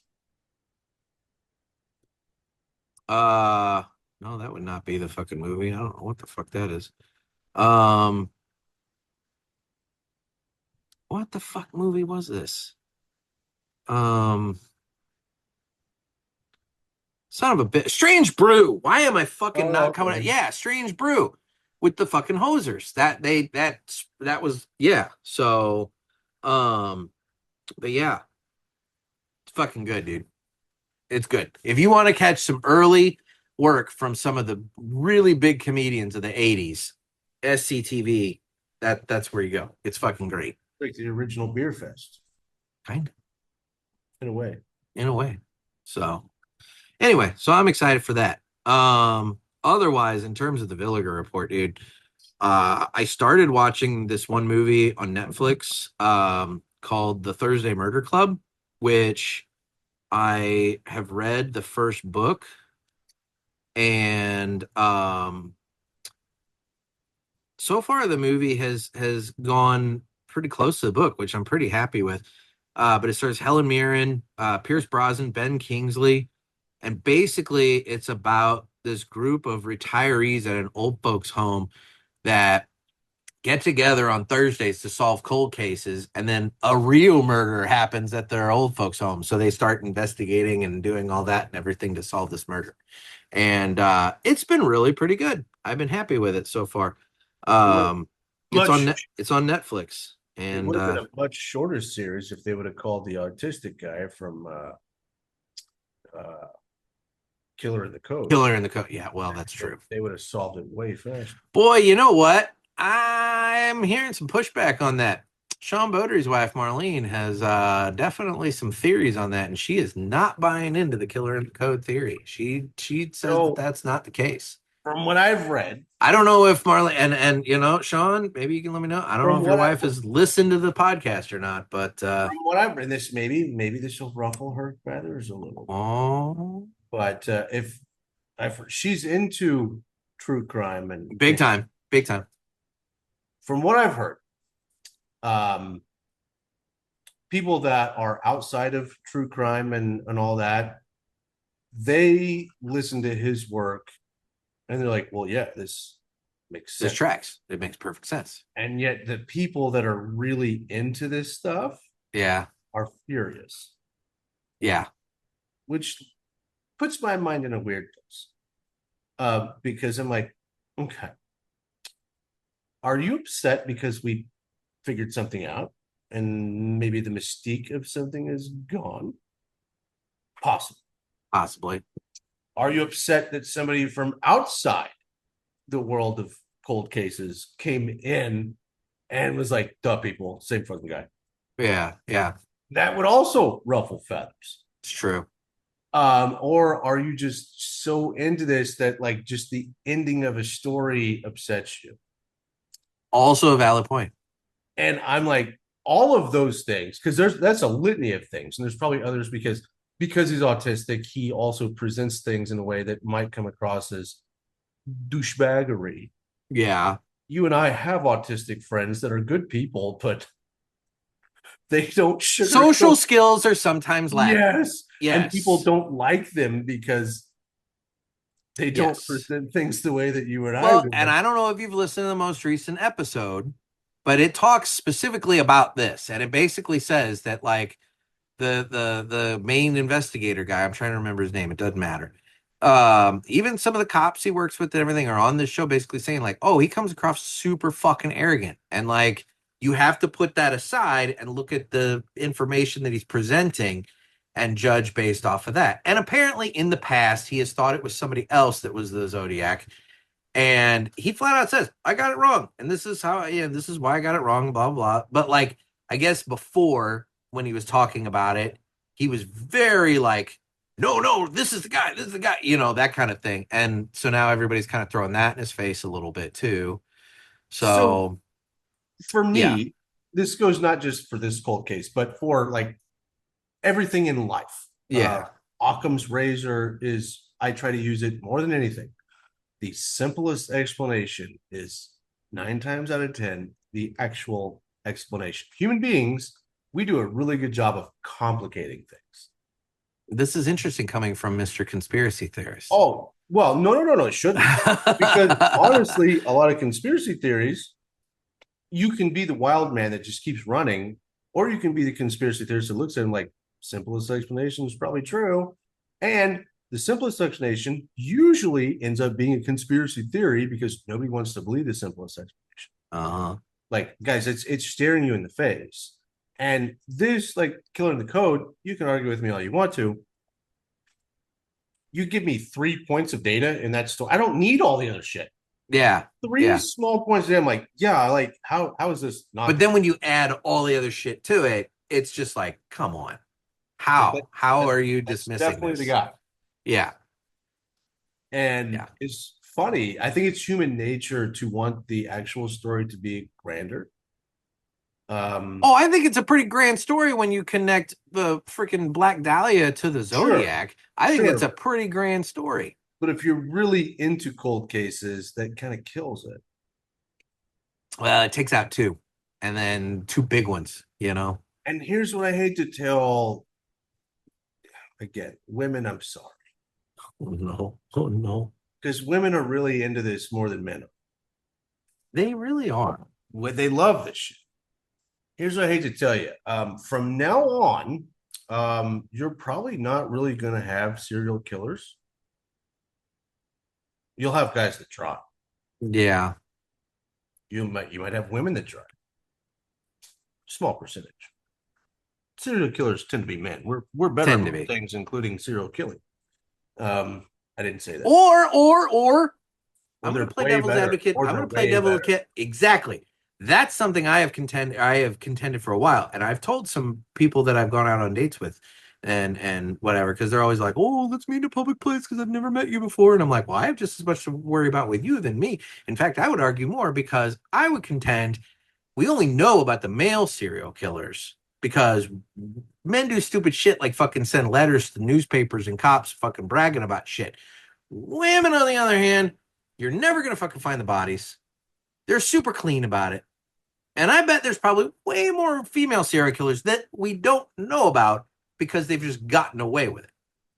Possibly. Very possible. I would argue that, but okay. But I would say that, like, listen, like, you can hate this autistic dude all you want, but at the end of the day, he didn't really crack the fucking case. You're going to blame it, put it on AI? AI cracked the case. AI did reduce the number, like 70-something million people down to like a handful. Good luck being a serial killer from now on, because, dude, AI will know your fucking tendencies so fast. Yeah. Game over, bro. And so, like, really all these cold cases, I guarantee you implement AI in all of them, you can figure out the deal pretty quick. And that's what I liked about Killer in the Code. I'm like, oh, an autistic dude used AI, and combined, good luck beating that combination. Yeah. And valid. Yeah. Valid. So, like, and again, the simplest explanation is probably true. And the AI kind of pointed that direction, like, hey, dummies, did you really look at this? Yeah. There's way too many convenient combinations here. Like this is ridiculous. Well, and they even interviewed an author on a recent episode that just came out with a book about the Black Dahlia, and he basically narrowed out everybody down to just one, to the one guy, and he's like, "This is the guy that I just can't kind of clear. Can't eliminate that guy." Yeah, can't eliminate that guy. And even the cops way back in the day, they couldn't eliminate that guy. You know, they flat out said, like, we can't eliminate this guy. But so, like, Margolis. Yeah, or Marv or Merrill was the alias. Merrill's the alias. Margolis was the original name. Yeah. But yeah, they couldn't fucking clear him. And it's like, well, you know, there's something to that. So, yep. I don't know. Anyway, so yeah, that Take was a good. picture of a dead woman late in life. And hide the word Zodiac in the shading. Yeah, I mean, but Yeah, I'm sure it's just a coinky dink. probably. It's just a coincidence. We need to keep So. the story going.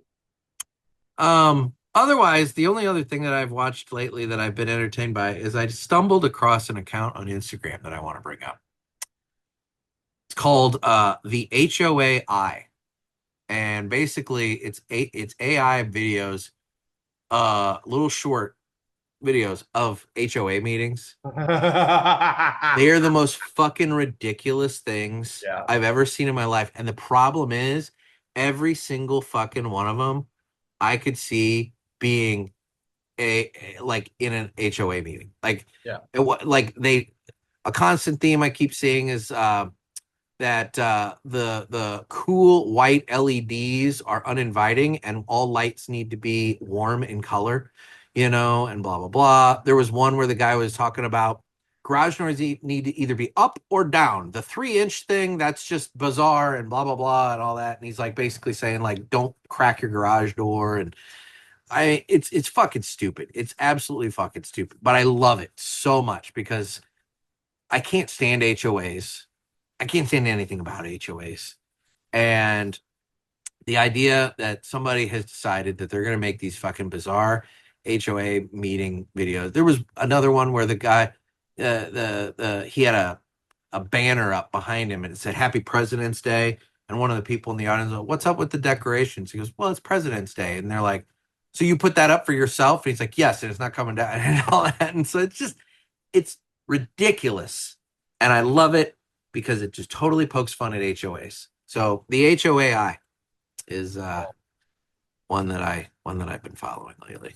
I'd be like, oh, we need to have our lights to be more warm. I'm gonna come over and light your fucking place on fire. There you go.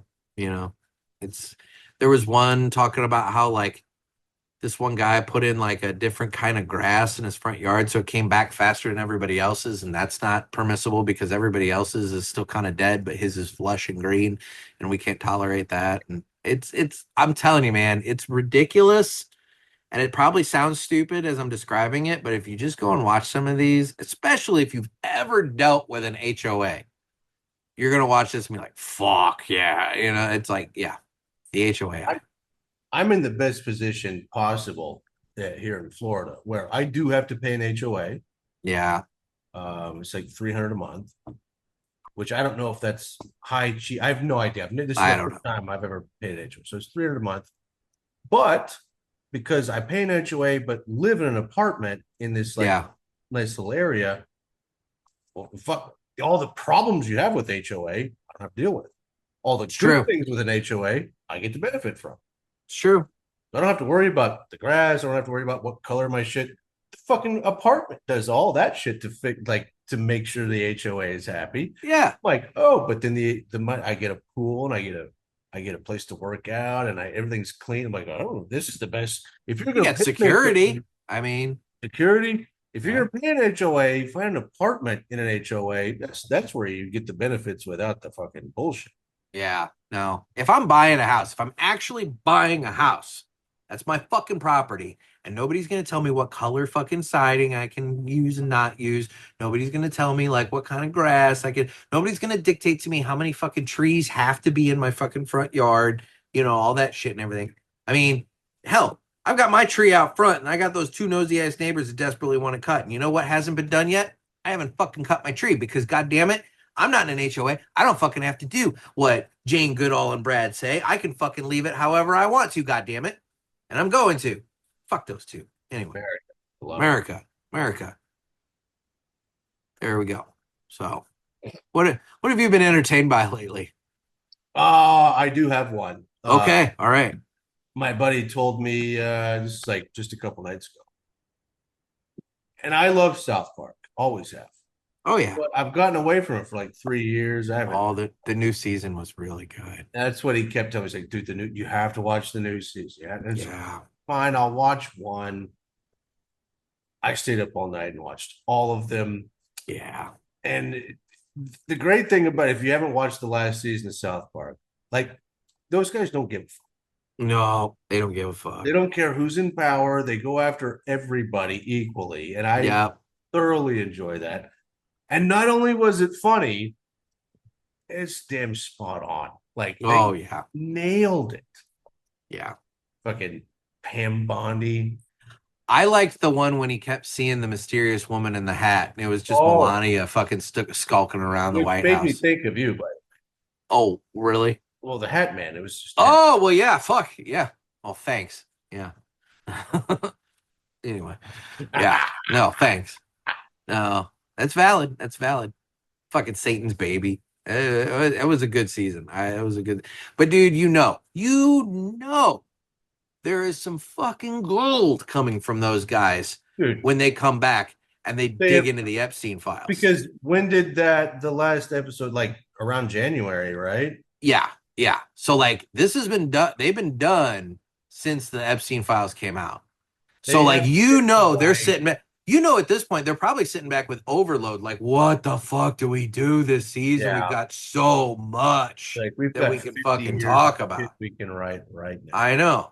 Fucking Bill Gates trying to figure out how to slip a STD drug to his now ex-wife, because he was banging a Russian over on the island, and now fucking may have given her something. Well, I mean, he now, was my favorite. Stephen Hawking's family, by the way, is really fighting back. They're trying to claim that the picture of him with the two girls, they're trying to claim that those were his caretakers and that was actually taken at a resort somewhere else, that it wasn't on the island. And oh yeah, they're trying real hard to like. I know Jeffrey wouldn't use those girls off the island. No. And I mean, come on. And fuck Prince Andrew, all the shit going on with him that they could fucking talk about. I mean, like, dude, there's so much that they can get into. Yeah, it's gonna be gold, total gold. I'm super excited. I can't believe I waited so long to get caught up. The COVID shit was all right. Yeah, it was good. They did those COVID specials. They were okay. The one with Stan's dad, where he went on the thing with Mickey Mouse, and they ended up banging the bat thing and whatever. That's what caused COVID. That was amusing. Yeah, it's funny. Yeah. Integrity Farms. Yeah. Oh, and fucking Towley ends up being the Oh yeah, Towley's the wipe up rag for fucking Trump and JD after their sex sessions and everything. It was Towley knows everything, bro. Towley knows everything. He fucking ratted out Trump to Satan. The woodland creatures even came back. I know, like everything was there. It was just such a it was such a good season. It was such a good season. It was so good. And Jesus was legit a rock star. Yeah. So even with his girlfriend, yeah. Oh, I'm so glad I go back to Christ. And her song about how she'll do whatever for him because she's a good Christian woman. Yeah. And oh my God, it was just the whole fucking thing. The whole fucking thing. They did a really good job. I was disappointed that I waited that long to watch it. But well, I'm glad you caught up. Yeah, that's my. There you go. Well, it is Friday, so I do have a Pinky's fun fact. However, I did not load it on the board, so I'm going to do this. I'm going to do this again. For those of you at home, you'll hear it fine. I'm going to edit in the actual sound clip when I come back to edit this, but I'm going to play this, put this up to my microphone so that Trey can hear this, and then we can discuss the Pinky fun fact. So, hey, it's your girl Pinky. Ready for a fun fact? A violent shot to the nuts can kill a man. It happened to Dick Wortham back in 1983 after he was struck in the groin by a tennis ball. This has been Pinky, and I'll be back next time with more fun facts. I can believe it. Dick Wansom makes it even better. I mean, yeah, the fact that his name is Dick, but I could believe that a violent shot to the nuts could kill me. So, the amount of nerves and everything. I mean, the fucking pain. Just I could believe it. Closest thing I had to this was in high school. Oh boy. I knew you'd have something to say on this. You would think this would happen in baseball, because sometimes a pop up hits or not a pop up, but a ground ball hits a rock, and we've all had that, unfortunately. Which why you wear a cup. I mean, I haven't. I didn't either. I would always like, this is, if you did this today, I'm sure somebody would say, "Oh, fucking Epstein."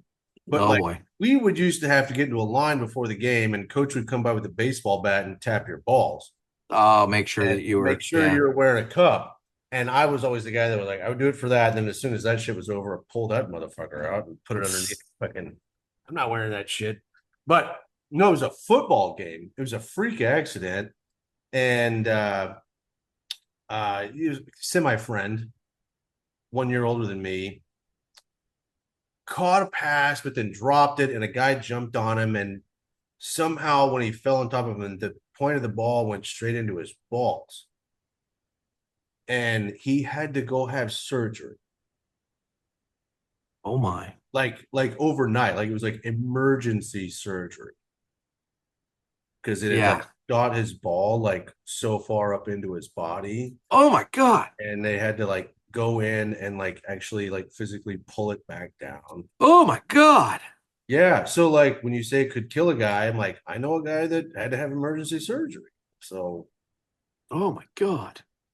That would not be a fun thing to go through. God, can you imagine the obituary? Oh my God.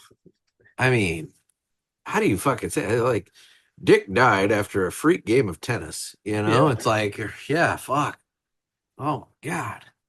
Well, I'm sure if that thing just hits just right. And you know, that comes up in the HOAI as well. Well, there's one lady complaining about the pickleball and how, like, you know, we have tennis courts and, you know, we were all fine with that because tennis is a low impact and very quiet game. But these pickleball people are so loud and noisy. So it all comes full circle. But yeah. HOAs can SMD. But they got to watch it because if they hit you too hard, it could kill you. Don't want that. You don't want to die from a nut shot. Pinky's on point there. That's what I'm saying. Just get some interesting. Pinky's always on point. Interesting facts. Interesting facts from Pinky. So, well, dude, where can people follow you on the socials?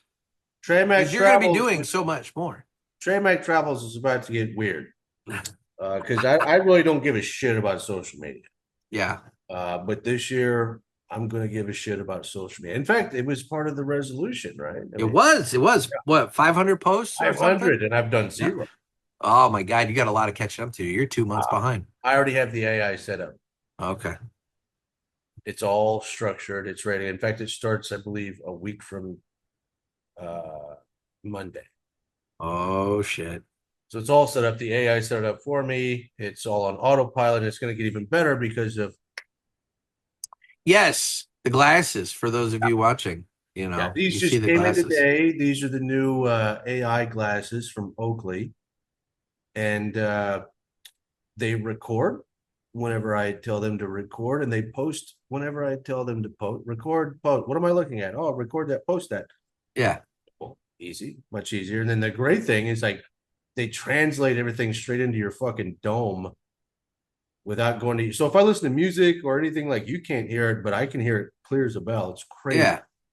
So if I say "Mi amo Nick," oh yeah, I would say I'm French and gay. So that's fuck off. Yeah. No. It's Spanish, you dick. But anyway, my amo Nick means where is the Epstein? Is that right? Oh my God. No, but no, they translate like in real time. Yeah.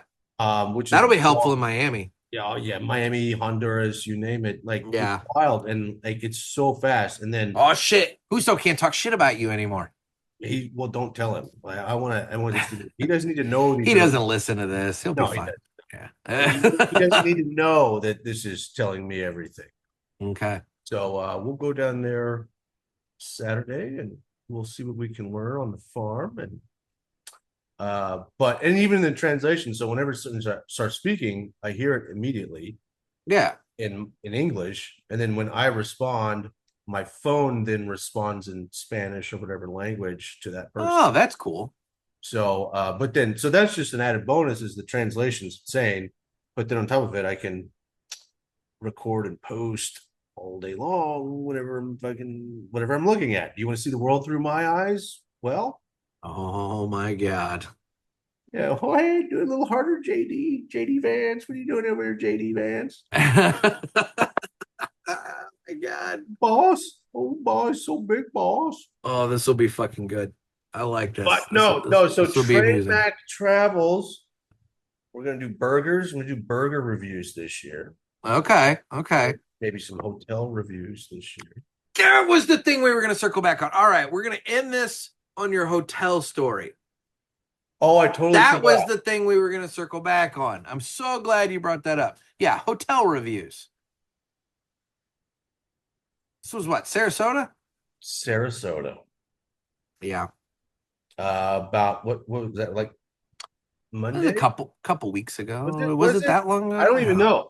I would say I'd dig back through our text messages, but there's so many, it would take me a minute to like actually dig back to find this. But yeah, so I go to Sarasota, and of course, my dumbass again, like scheduling. I don't look at the world's schedule. I look at mine, and I happen to be going down to Sarasota the same week. Kind of like Bike Week was for us in Daytona. Yeah. Week before, spring training started for Major League Baseball. Oh shit! So it's super busy. Yeah, and super expensive.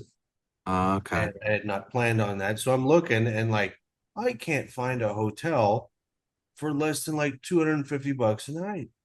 It was Monday, February 16th. All right. Yeah. Okay. So 2 weeks ago, right? Basically. Yeah. Week and a half, whatever. And so I find one, I don't stay at Quality Inns unless I have to, but usually if you have to, they're passable. Yeah. They're not the best, but they're not the worst. Like there's plenty worse. Yeah. So and even then it was still like $180 a night. I was like, oh, it's ridiculous for a hotels are so fucking expensive these days. Whatever. It's one night. I don't care. So I'm going to check into my hotel at midnight. I check into hotels way later than that, never have a problem. Yeah. This is at midnight. I'm not thinking it's a big deal. Roll up, walk into the office, and there's a guy there. I believe I sent you a picture. You did. I might make him the artwork for this episode. 1,000%. Yeah. 1,000. I think title this episode "Travel Adventures with Trey Mac," and we just kind of like because I mean we talked about going out on an explore day and everything. So like this could be done. There's a sign that says "Manager on duty." Yeah. And underneath the sign that says that is this dude completely passed out. Fucking passed the hell out. And I'm like, oh, whatever, man. So I yell at him. I'm like, hey, man. Hey, man. Hey, man. Yeah. Dude is not responding at all. He's sleeping. Like I'd be afraid he was fucking dead, but exactly. Well, I'm not worried about that yet. Not yet. Just like, hey, this guy's really passed out. I just want my hotel room so I can pass out. Yeah. So I decide I know how to fix this because he's sleeping right by the window. Okay. I'm going to go to my car, pull up right next to the window, slam the door, and honk the horn a few times. Then walk in. And he still passed the fuck out. I did that. Nothing. It did nothing. Yeah. I yell at him a couple more times and then nothing. So then I'm like, wait, maybe there's something wrong. Yeah.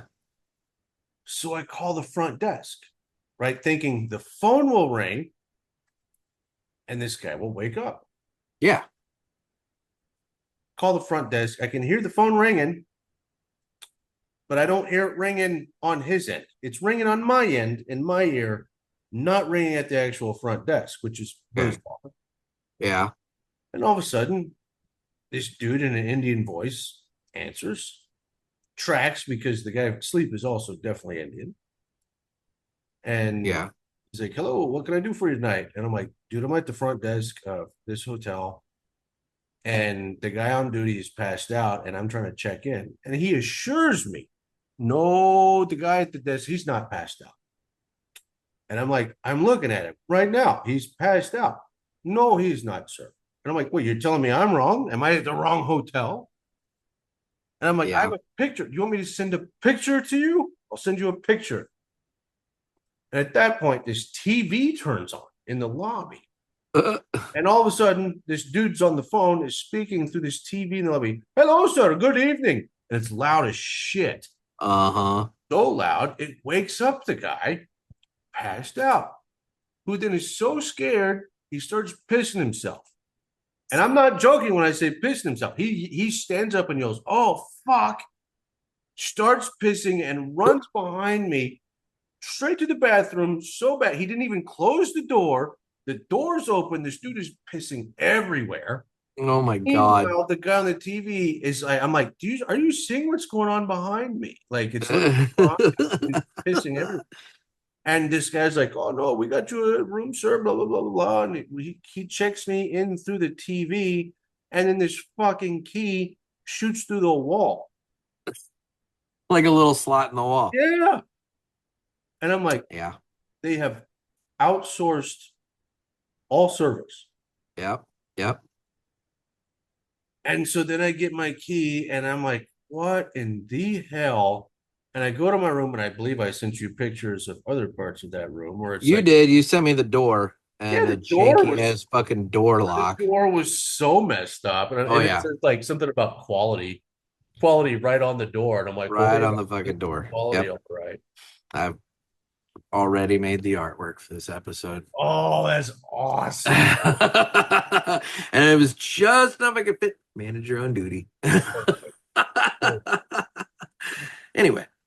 So yeah, that's another. And I was like, man, I'm like a week away from getting my glasses. Had I had these to record, it would have been viral as shit. Yep. But now we do. Whatever happens from here on out. But that was definitely. It's definitely not the strangest thing I've had happen to me on the road. I'm sure I've told you about the airplane landing on the car. Yeah. Yep. Like shit happens. Weird shit happens to you. So it would track. Probably maybe me more than some, but even when you're on the road that much, weird shit's gonna happen. Yeah. But yeah, so an automated quality inn with a guy pissing himself and a random guy in India checking me in on the TV. Like, what this world that we live in is so. Yeah. It's bizarre. It's a whole new world. So there you have it. We might live in the Matrix. This is all just a simulation. Well, there you go. I'm amused by it. I remember that night you called me and you're like, dude, this fucking dude's asleep, blah, blah, blah. And like, oh, yeah, you were the person I called. I'm like, bro, you're not going to believe what happened. Yeah, it was amusing. It was amusing. And it's only because you're only over there because the fucking traffic to get to Sarasota is so bad during the day. You're like, oh, I'll go at night and get there a day early and whatever. It's like, yep, no. Yeah, because it takes me 3 hours to get there. So go there at night so you don't have to deal with the traffic on I-4. Yeah. I was trying to be proactive. Well, and you found this. Yep. There you go. Well, fun. Well, dude, I appreciate the conversation. Appreciate you too. It's going to be a little bit probably before. It's going to be a minute. Yeah, you're going to be busy. But I'll see you at PCA. Although we're going to try to do something before PCA, kind of just teasing the Aladino, selections. I have no idea where I'll be when we do that. But yeah, we'll figure it out. It'll be probably some jankety ass hotel. I did one with Oliver a long time ago, and he was in the fucking courtyard of the hotel he was staying at, doing it on his phone. So, I mean, we'll figure it. It'll probably be something like that. Yeah. We can make it work. So, well, very cool. Well, dude, I appreciate it as always. Yeah, man. No worries. Balloons. All right, I'll take it easy. All right, brother. Peace. And I really want to thank Trey Mac for taking some time out of his evening to sit and chat and catch up. I know he's got a busy schedule coming up. He's getting ready to head to Honduras for the trip. And big, bon voyage, and hope you have a wonderful trip to Teddy Caldwell, because Teddy is going to the farm. He's the parishioner who won the trip at the last Pulpit Fest, and I know Teddy is looking forward to going down to Honduras and checking out the farm. I've been assured that the scorpions are not an issue, Teddy, so don't worry about the scorpions. Look for them, but don't be concerned too much. Anyway, looking forward to hearing how that trip goes. All right, guys, well, it's that time where I tell you that I am available on Instagram at The Cigar Pulpit. I'm on Facebook, where we have the Pulpit Parishioners group. You can find that. It's a private group. Join that. And then you can share what you're smoking and have fun and everything else in there. I'm on Twitter/X. You can watch this on Rumble and YouTube. And I need calls for the Ask the Pulpit episode, so you can give me a call on the hotline at area code 863-874-0000. That's 863-874-0000, or Tofu Pie 0000. If you have one of the phones that, you still know what the letters on the numbers correspond to there. So, and then also, if you haven't signed up for my newsletter, the Cigar Chronicle, head on over to cigarpulpit.com, and a little pop-up box will come up there. You can sign up. It's free. It comes once a month. And it'll give you updates about the cigar industry. It'll give you some fun articles about various things just happening in the world that maybe would be fun for you to discuss with people in the cigar lounge. It's a fun time. By the way, I've done 2 of them already. And one thing, if you've received it and you've enjoyed it, I have a little part in there. It's like a look into the lounge, where my goal is for you to share pictures of you sitting around smoking cigars with your friends. Let's be real. It's kind of like in Cigar Aficionado, those last, however many pages where they show people smoking and everything. It's the same concept. So if you're sitting around with your buddies and you're having a few cigars, take a quick picture, and send it to me. Just email me, nick@cigarpulpit.com. And just, shoot me the picture. Tell me who's in the picture. Tell me where you're at and what you're up to. And you might, you'll be in the next Cigar Chronicle newsletter. So send me your photos of you guys sitting around with your buddies smoking cigars. And, we can share that, because I like that feature in the mag. That's one of the few things in there that I'm like, okay, I got to see that. I got to look at the pictures. I don't know any of these people. Maybe someday I might see somebody that I'm like, I know that guy, but I think it's a fun thing. So if you're sitting around and you're having cigars with your friends and in the lounge or at home or wherever you're at, just take a picture and send it to me, nick@cigarpulpit.com. Oh, and by the way, going back a step to the Ask the Pulpit, if you're a little shy on the phone and you want to send in an email, you can send it to nick@cigarpulpit.com.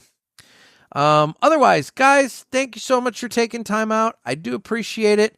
And we will be back next week. This has been another sermon from the Cigar Pulpits. I'm Nick. Everybody stay safe and stay smoky.